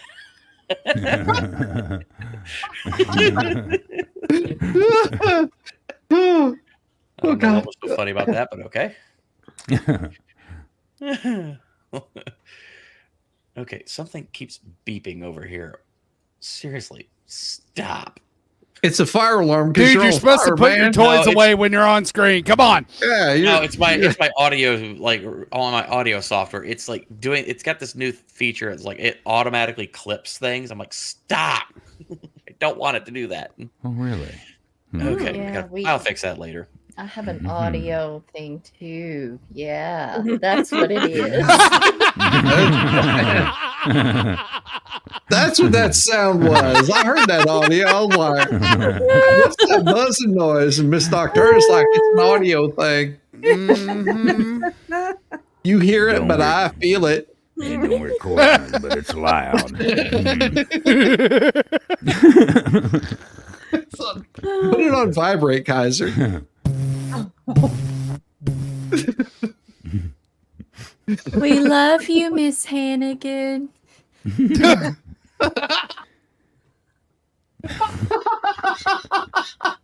Oh God. Are y'all fucking done? No. No, man. That just makes it want us to do it more. Yes. I love that part. My precious. But she hadn't cursed him. And the only way to see if he truly was cursed was to touch him. Ermo. Feel it and possibly remove it. Oh, Tricky yeah. removing someone else's yeah. magic. And Luca wasn't sure if she was powerful enough to do it. But again, she'd have to touch him. And she was afraid. Luca pondered that for a few seconds. What was she afraid of? She knew the answer and she did like it. It had taken her a long time to get over Quinn, or at least get into a place where she could function without her heart breaking. Now she was going to do the one thing that she knew was going to bring everything back. On her face. Baby oil massage. Taking a deep breath, Lucas stood and walked around the desk. Yeah, I can't find. He's like, I can find out if you're truly coist. And if I can, I'll try and lift it.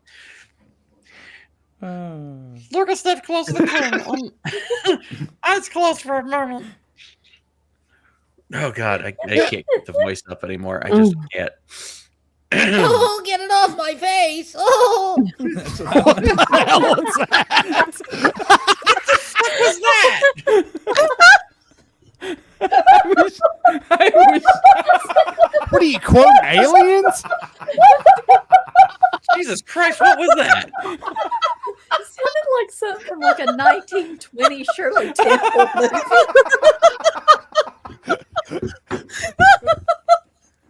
30s, whatever. What? What? I was laughing.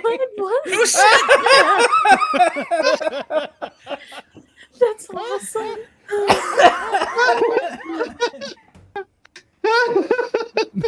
I was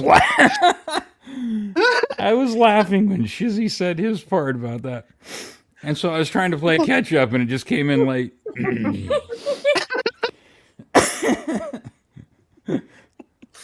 It happens to the best of us. Either too early or too late sometimes, you know? Yeah. Yeah.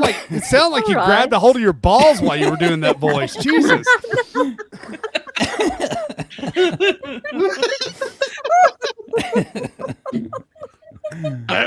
You gotta have balls of steel to do this show. these nuts? Scooter. Scooter. Oh my god. Oh God. All right. Well, I'm changing things up now.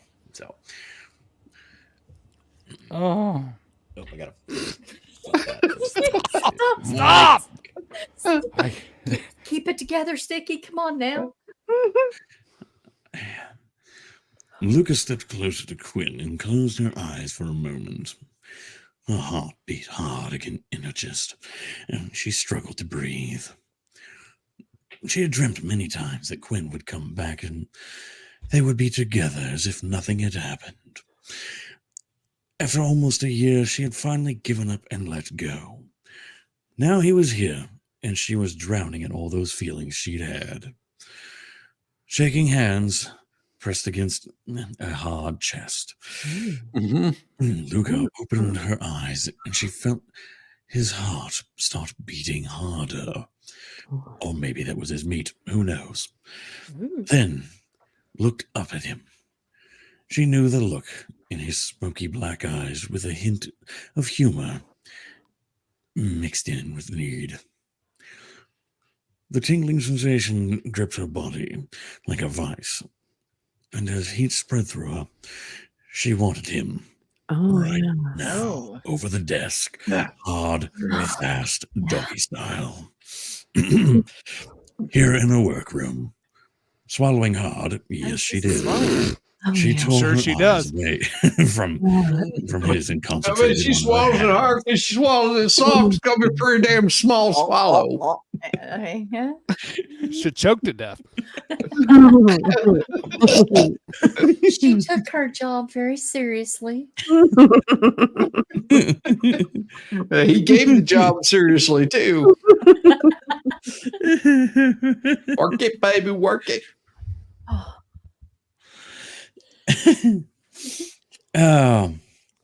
I need to touch you, and I should be able to tell if you're cursed. And if you are cursed, I'll try and lift it. But curses can be tricky. Luca closed her eyes again, chanting softly, letting her mind open up to Quinn. It didn't take long to find the curse. See, the only way to describe it was that it felt like black, sticky goo. It just got everywhere. It was sticky. It was on her hands. It was in her hair. Jerking her hands away. It wasn't the best. A little feeling. bit right there. It felt like it had been there for a while, kind of like a stain on your underwear after a few. Never mind. Lydia. I found it curious. Showers help. Yeah, who would have cursed not to find his mate?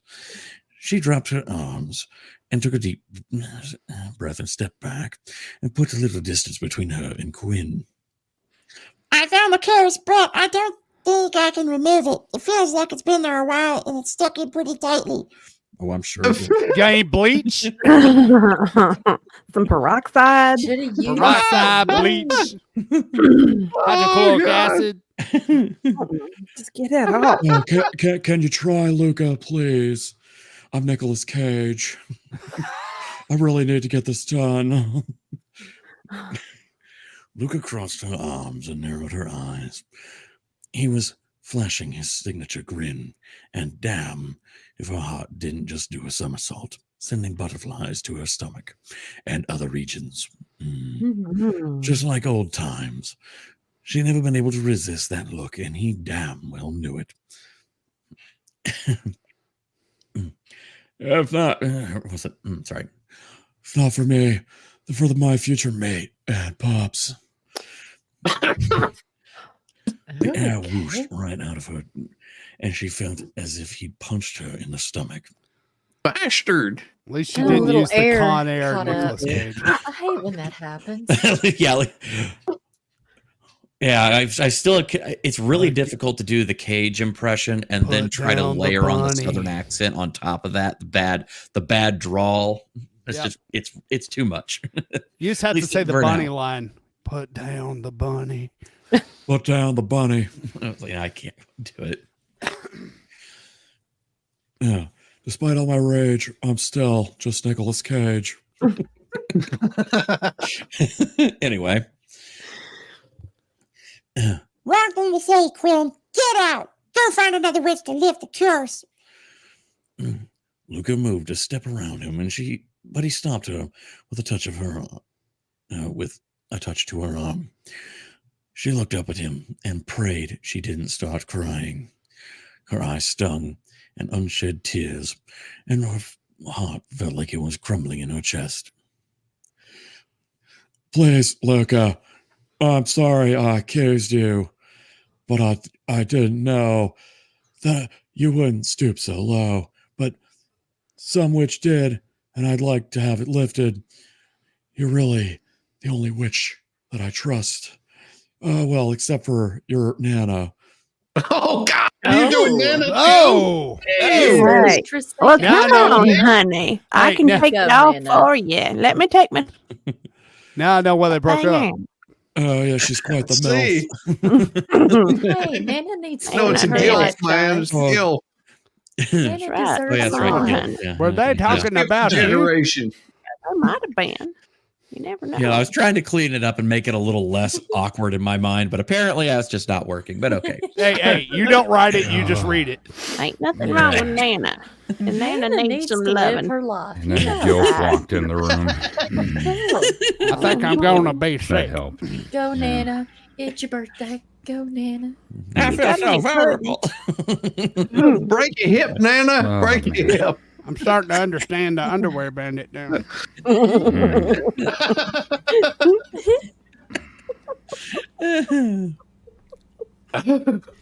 Oh. Yeah, she's pretty awesome. Lucas studied him and saw the pleading look in his eyes and something else. Remorse? Shaking her head slowly, she stepped back from him. Ooh. You're gonna have to take your shirt off. Oh, yeah. He grinned, then he grabbed his t-shirt and pulled it over his head. Oh, now you're talking, little witch.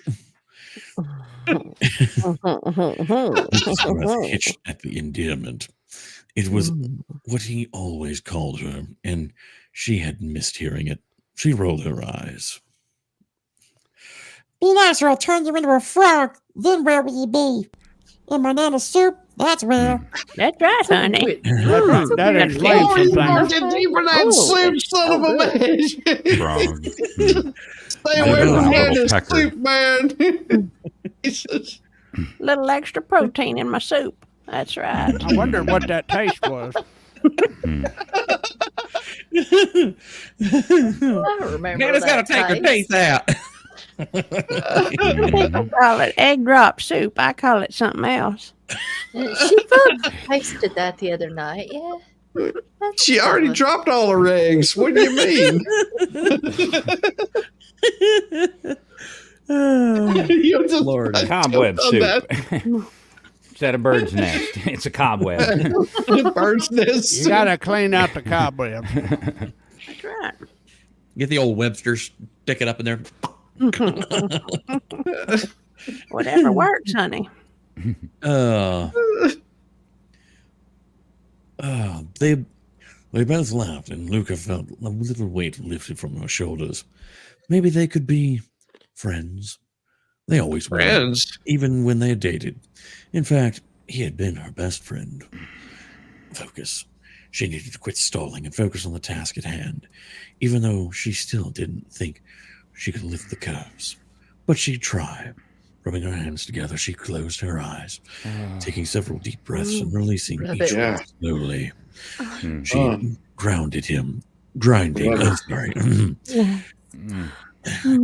herself and blocked out all other Sure, distractions. you use some Like a lotion. condom. Stepping closer to him, she laid her hands on the finely sculpted muscles of his chest and started chanting softly. Lucas searched deep within him to find the remnants of the curse. When she found it, she imagined herself grabbing it with both hands. Her fingers deeply Okay. all of it.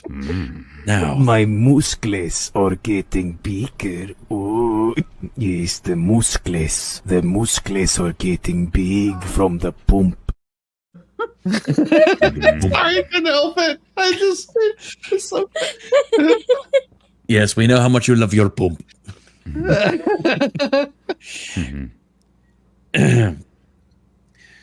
She saw her fingers sinking deeply into the black tar of it. Now that she held it somewhat, she felt something familiar with the magic, but she couldn't tell who had cast it. In her mind's eye, she gripped it tightly and tugged at it, trying to release it. Tug it. Oh, Yes. Oh, She's yeah. Yes. Oh, yeah.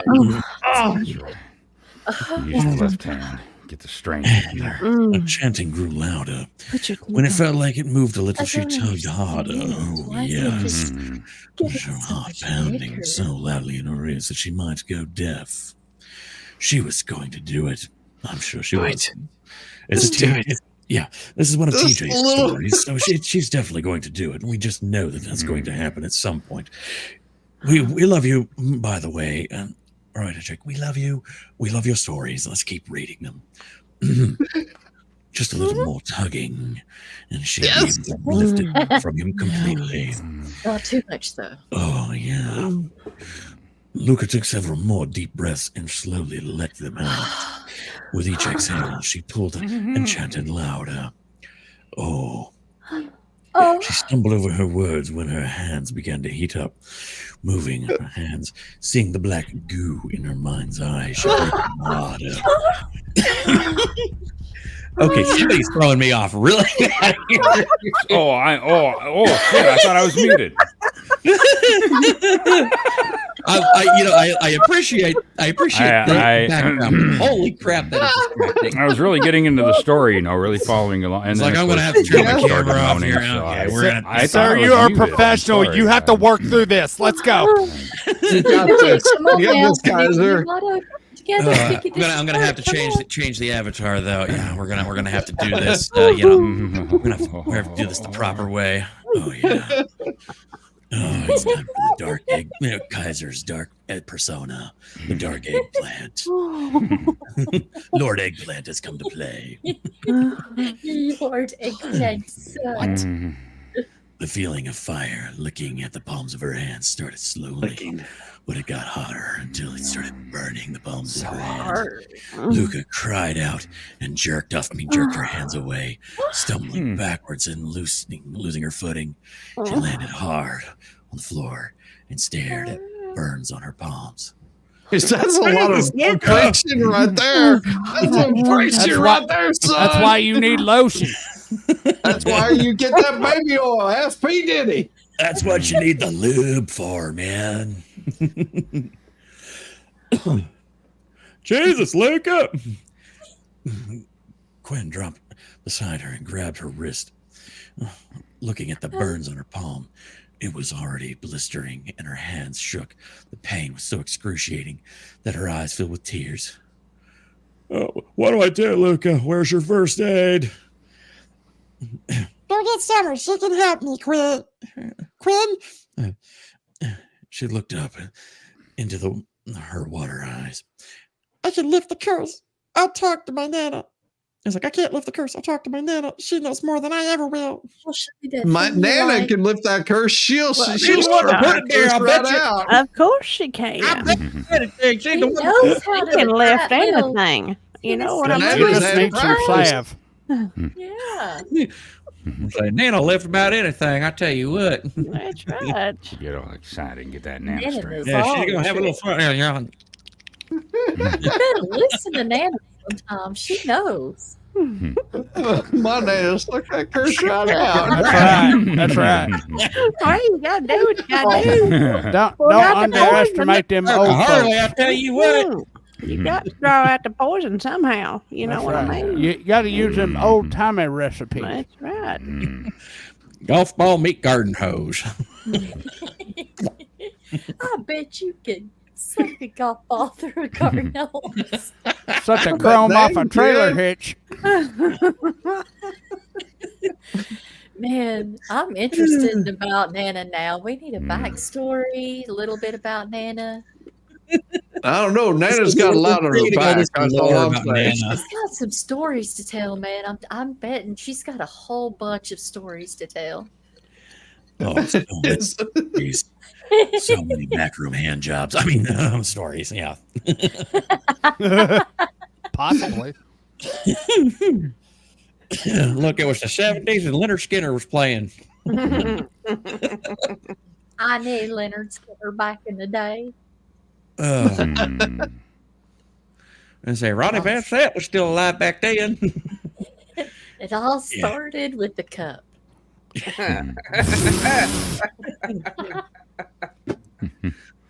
Quinn stared at her for a moment, then wrapped his arms around her, pulling gently to him. I'm sorry, Luca. Oh, I'm so sorry. I'm just caged. Good Okay. case. Wow. Anyway, Schooner.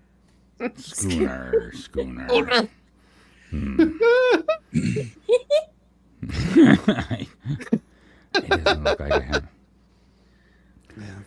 Well, Quinn dropped a $20 bill on the rolling pile of cash because she was a hooker. Then sat back in his chair and looked at his cards, then lifted his beard to his lips. He toned out the laughter and the music coming in from the outside, and he let his mind wander. It didn't have to wander far. The little witch was right there in his head, where she had been for the past 3 years. There were nights on the road when he pulled into some place to sleep, and he lay on his back and stared up at the stars after a donkey punch, like the two of them had done many times. They'd find a secluded place and make love, then lie naked in the dark, looking at the stars. Oh, scheiße, video! It had been on his idea of heaven. Then his father stepped in, and his life would never be the same. Fergus Donovan, beta of their pack, was a force to be reckoned with. Beta! Beta, yes. The pansy ass. Little soy boy. He told Quinn how he and his mother wanted to do some traveling, but they couldn't unless he stepped down from being the beta. Since his family had held that position, well, it's a long time to hold a position, with the pack of several generations, it was up to Quinn to carry on the family legacy. There was only one catch. Quinn needed to find his mate before he took over the position, because Daddy was tiring out. His father's words were like a dagger to his heart. Once they argued for hours and long into the night before their mother stepped in. It's like having arguments with the crazy corporal. He just go on and on forever and ever. What did mother say, though? That shit. It's matter. Oh, wait a minute. Oh, this is Quinn. Mother. Quinn looked at his mom. Oh, this is mother. It's better if the beta has a mate. That way he can concentrate on his duties to the pack instead of chasing after every woman that he sees.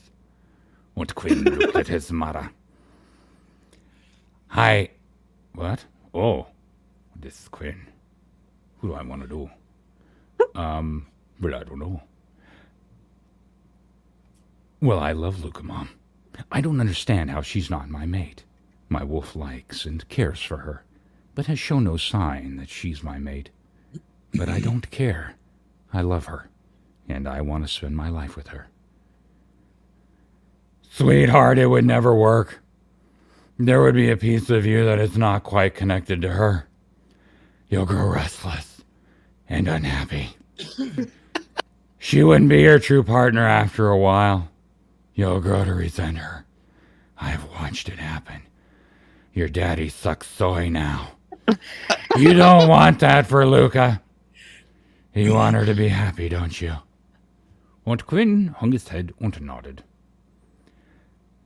Well, more than anything. Then do this for her. Do it for me, do it for your pack. Do it. Do it. Do it. So Quinn had it done. Do it. He broke not only Luca's heart, but his own. The first year after he had left Grady was spent just trying to get as far away from all the pain and heartache. He'd made money in various ways, although his father helped him, and but he was determined to make it on his own. He'd ride his bike for a while, and then when money ran low, he'd go to the... We know about this. He'd go to the truck stop and work the glory hole. And he'd stop in some small town to make more glory holes, apparently. After that first year, when he decided he better get to finding his maid. But he'd met woman after woman and still had no luck finding her. The third year, he stopped looking and made his way home. During that time, he kept thinking back in the conversation they had. That only made him angry. She had cursed him to never find his mate. He might as well not even have left Grady. This whole thing had been a waste of time. You're up, Donovan. Quinn shook his head, clearing mind. Wait a minute.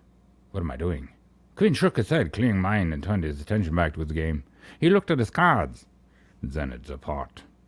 Don't need the pot. Puff, Don't need puff, out of that pass. Mm-hmm.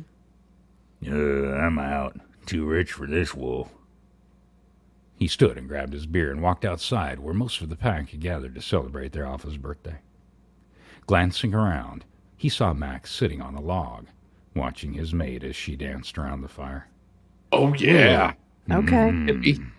No, Hippie. Hippie chick I love around here. hippies. What's wrong with being a little hippie? Oh, yeah. I know. I'm just saying. She's Right. dancing around the It's just, fire. She's all naked. all Breast natural, undulating. man. Smell of body odor and patchouli. That's what. What's wrong with this? It Well, sounds that's fabulous. the way you hose There them is nothing down. out Gotta with dig the them hairy titties pits. out in the forest. Come on now. I'm serious, man. Willow, she's a slippery little thing. Buckwheat in the headlocks. Hot. Willow was beautiful, smart, and made his friend very happy. It was written all over Max's face and the way he always watched her. Walking over to him, Quinn sat down and took another drink of his beer. So, how'd it go with Luca? Max lifted his beer and looked at Quinn.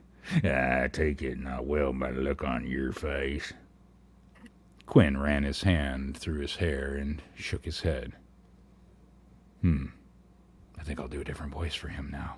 This is Quinn, right? I don't know. Yes. Whoever. All this time, I thought Luca could put a curse on me, but I don't think she did. But my pecker's still only 50 millimeters. I didn't know she had done it, but it wasn't her. He took a long drink of his beer, then set the empty bottle on the ground. She tried to lift it and got hurt doing it. It It was rather large. It was so large she couldn't handle it. His heart twisted, and guilt felt like a knot in his stomach at the thought of the burn marks on Luca's hand. By the time he'd gotten Summer to come help... Richard! Yeah, I need your help lifting. There were huge blisters forming on Luca's palm. Wow. She was just vigorously Damn that P. Diddy, he done stole all the oil, and look what happened. Now she got blisters on her hand. You gotta get out that cocoa butter, too. He needs Viagra or the something. cocoa butter. Summer had done the best she could. Summer had done the best she could, mixing some herbs and oils together into a paste, then applying them to the burn marks. By the time her hands were wrapped, Luca was shaking. I would hope so. You should have wrapped. Oh, that hurts! Summer helped Luca stand, then put an arm around her sister's shoulders. She looked at him, pressing her lips together before she spoke to him. Like it. I think you better leave, Quinn. I'm gonna take Luca upstairs so she can rest. Then I'll make sure she gets out to our Nans, who will always... Wait a minute, what? Who will know way more than me how to heal her. He hadn't wanted to leave, but he nodded. Squeezing Luca's shoulders, he leaned down to whisper in her ear before he left. I'm sorry, little wolf. Will she be... wait a minute, who's it? Well, will she be... somebody nodded, I don't know, I can't read anymore. Somebody nodded, and somebody's getting granny because of blisters on somebody's hands. Sounds a little confusing in here. Yeah, I think so, Summer. I think so. Summer was going to take her out to her Nana's, who should be able to heal her completely, or at least enough to make her feel better. She got burned. Just throw a mustard poultice on there. The palms of her hands looked as though she'd pressed her palms into a fire. The burned blister. Grabbed the fire by the stick. She grabbed the poker. She burned her hands. Stop it, guys. Who is who at this point in time? Max put his hand on Quinn's shoulder, giving it a squeeze. That's so gay. I'm sorry to hear that, Quinn. He squeezed his shoulder again. Are you sure I'm not your or she's not your mate? Am I your mate? I don't know. Let's go in the closet and find out. 7 minutes in heaven, that's what we'll play. Quinn gave him a confused look. Yeah, it was confused. Yeah.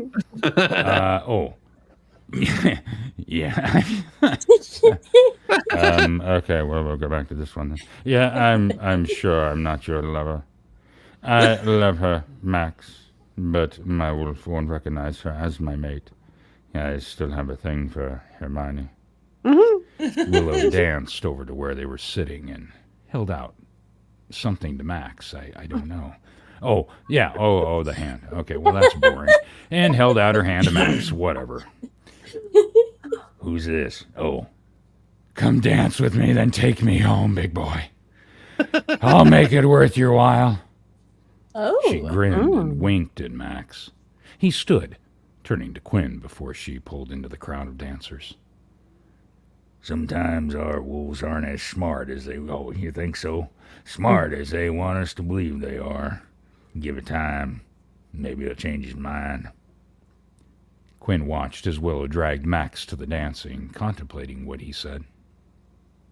Was he right? Could Luca be his mate? And his wolf just hadn't recognized it yet. He couldn't think of one time that had happened, but that didn't mean it couldn't. Quinn shook, his bald little head and stood up from the log and went to the porch, because if you shake it more than once, well, you're just playing with it. You're playing with it, yeah. To grab another bottle of beer. He looked at the 99 bottle. bottles of beer on the wall. 99 bottles of beer. You take one down, you pass it around. 98 bottles of beer on the wall. He looked at the bottle for a moment, then put it back in the cooler. Beer wasn't cutting it. He needed something Gotta go stronger. for the hard stuff. He needed to get a little witch Dude, off his mind hard. before he lost it. But he knew that would never happen. Quinn headed into the cabin to play the stranger and acted as a packed community center in search of are something wrong, are something strong. He was looking for something bigger than, well, himself at the time.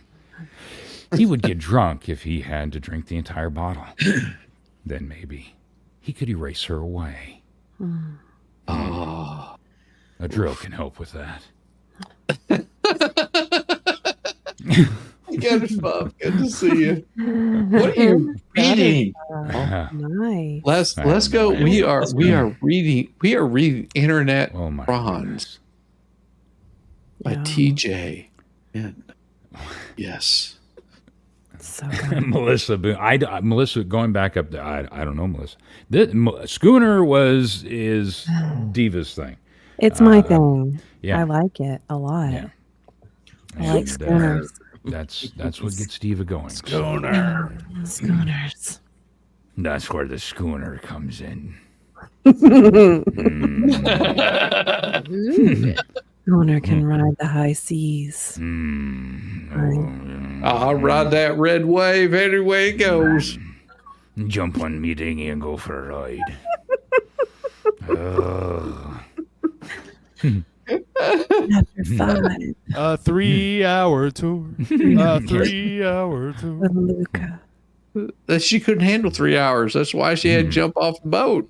That's right.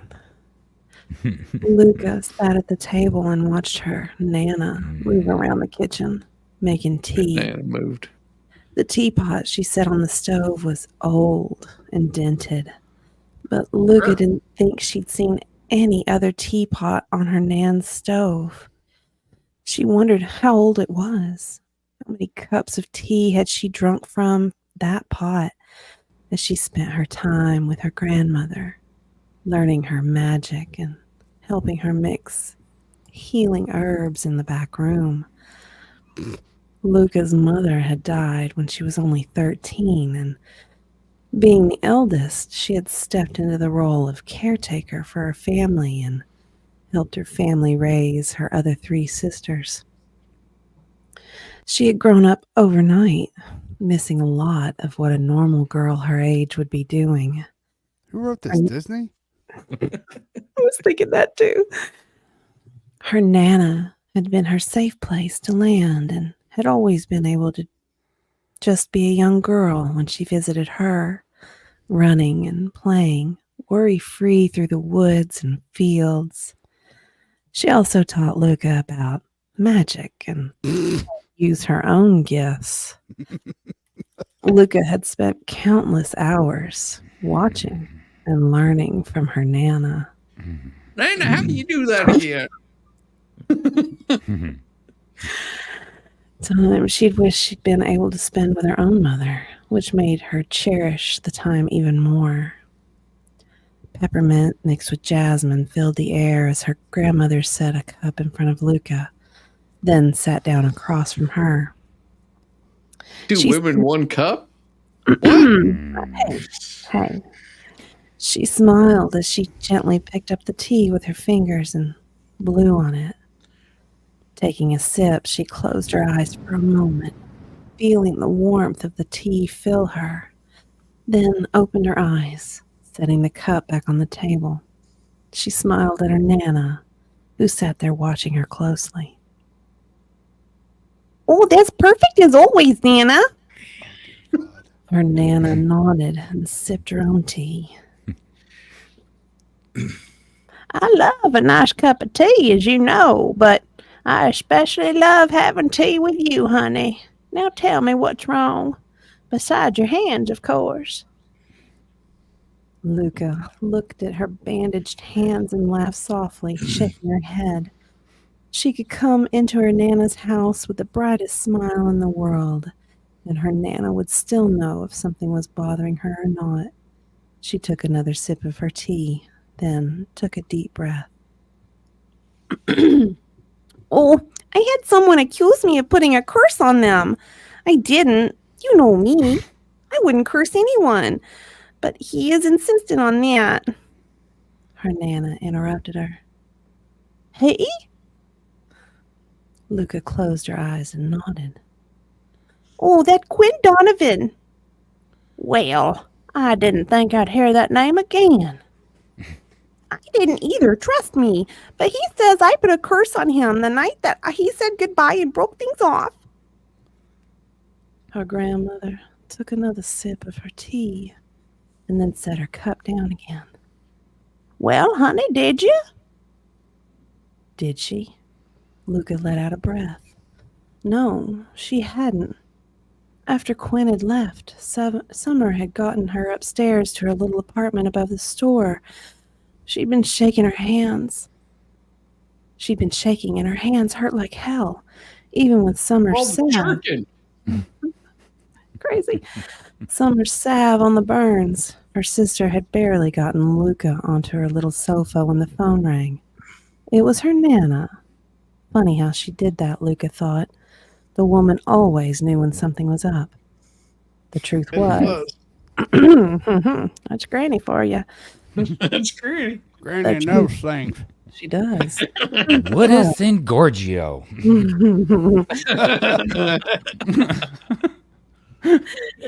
You say that like Snape. The truth was, for a moment in her office when Quinn was confronting her, she tried to search her mind to see if she remembered doing something like that.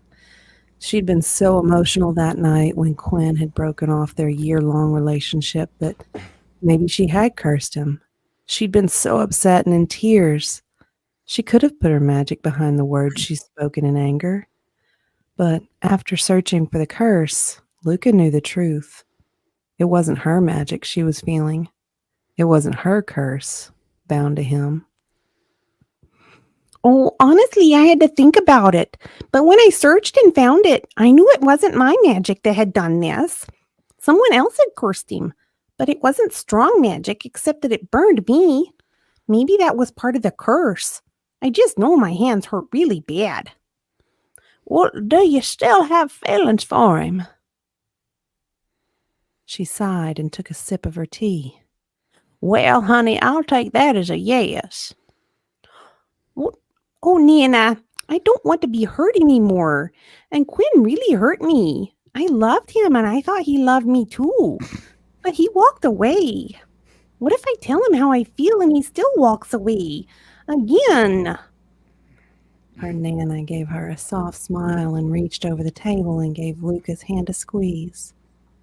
Oh, honey, life's all about taking chances, Luca. Granted, not all of them work out, and sometimes you end up in a strip club on your face, but it's okay. What's that stain? Once in a while, something wonderful comes out of those chances we take.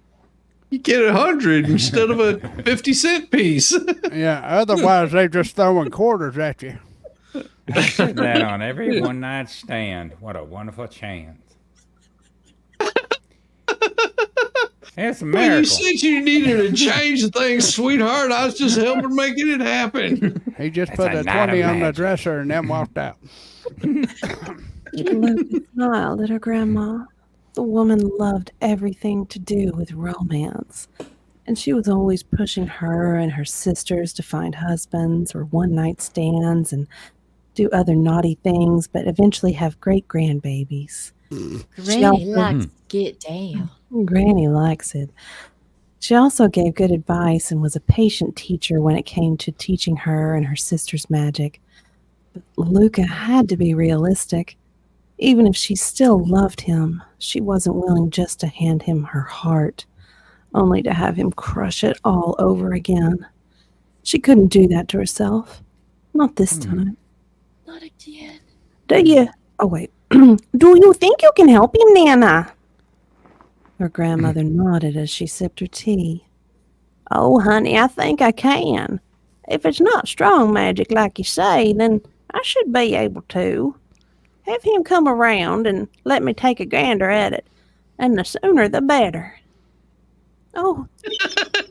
Because I ain't going to be around forever. And As if anybody can do it, that's Nana. And is feeling the Nana wolf. can get that curse right out of there. She sucked that thing right loose. Just let me take my teeth out. Oh, thank you, Nana. Once it's lifted, he can go back to looking for his mate and leave me to live my life. Luca's breath hitched and tears filled her eyes. She didn't hold back the sob before she started crying. Her Nana stood and came around the table, then sat next to Luca, wrapping her strong arms around her. Luca buried Not her her, head. not her weak ones. She has like a set of six. Oh. She's got her strong arms, she's got her weak arms. When you've been And then working she's that got her long, baby they're both arm. strong. Let me tell They're you. both strong, honey. Just stay away keep from your Nana's hands baby strong arm. now. You'll be fine. Grandma had her specialty, baby. It's fine. Grandma She- could cut firewood like nobody's business. Let me When tell she you. drinks her special tea, she's pretty strong. Pretty strong after that. I love it. Luca buried her head against her grandma's chest and sobbed. She still loved Quinn, but she'd be damned if she was going to let him twist her all up again. Oh, twisted. I Twisted. will hold you in my arms and take you to see the stars. Now turn away from me as I donkey punch you. I will show you the magic of cosmology. So we've got a choice, and I'm going to let our two last people on the list choose. Do you want to continue on, or do you want to call it a night? What do you think? I don't really care. You I don't can really do care? either. We can cut it off. It's fine. Well, don't Yes, cut it off. Well, I mean, you don't want Man's already been hey, cursed. you don't want to got let enough it of that linger. going You got to around. cut it off. Let me tell you. Oh, Puddletown Well- says keep going. Do you have to let it linger? Do you have you Just have like to? keep going, Do damn you it! have No, to? see, we got to keep you going until next week. That's the right. trick to it. Finish. You got to have a reason to come back. Yeah, I mean, or on the back, one of the two. Either way works. Either way, you That tell me what you. shot's I say what we do is we make them wait for it. Mm. Okay. I mean, that's The up wait, to you. the wait. Hey, I hear the waiting is the hardest part. Anticipation. So Yeah, the anticipation is going to drive you mad. It'll drive you so mad that you'll go out and buy the book. Oh, Yeah. A Yeah, little we're more not going to Nana finish. and I'll Hey, finish. we're just going to edge the audience. we're just going to make you think about schooners. Whatever gets you going, Puddletown. You know, I'm making good for you. I'll do my own story. It'll just be me. Well- If you take anything from tonight's story, take the story that you're only going to live once, and it doesn't matter if you're 80 or 90 years old. You go out and you do your thing, guys. There and you make go. sure you get enough lube. Yeah. Nana's going to Yes. get the black goo. Otherwise you That's get all I blisters know. on your palms. Do please make sure to Everything get get goo, all and swollen. STD testing is important. Oh. Make sure you're safe, Mhm. but you know, yeah.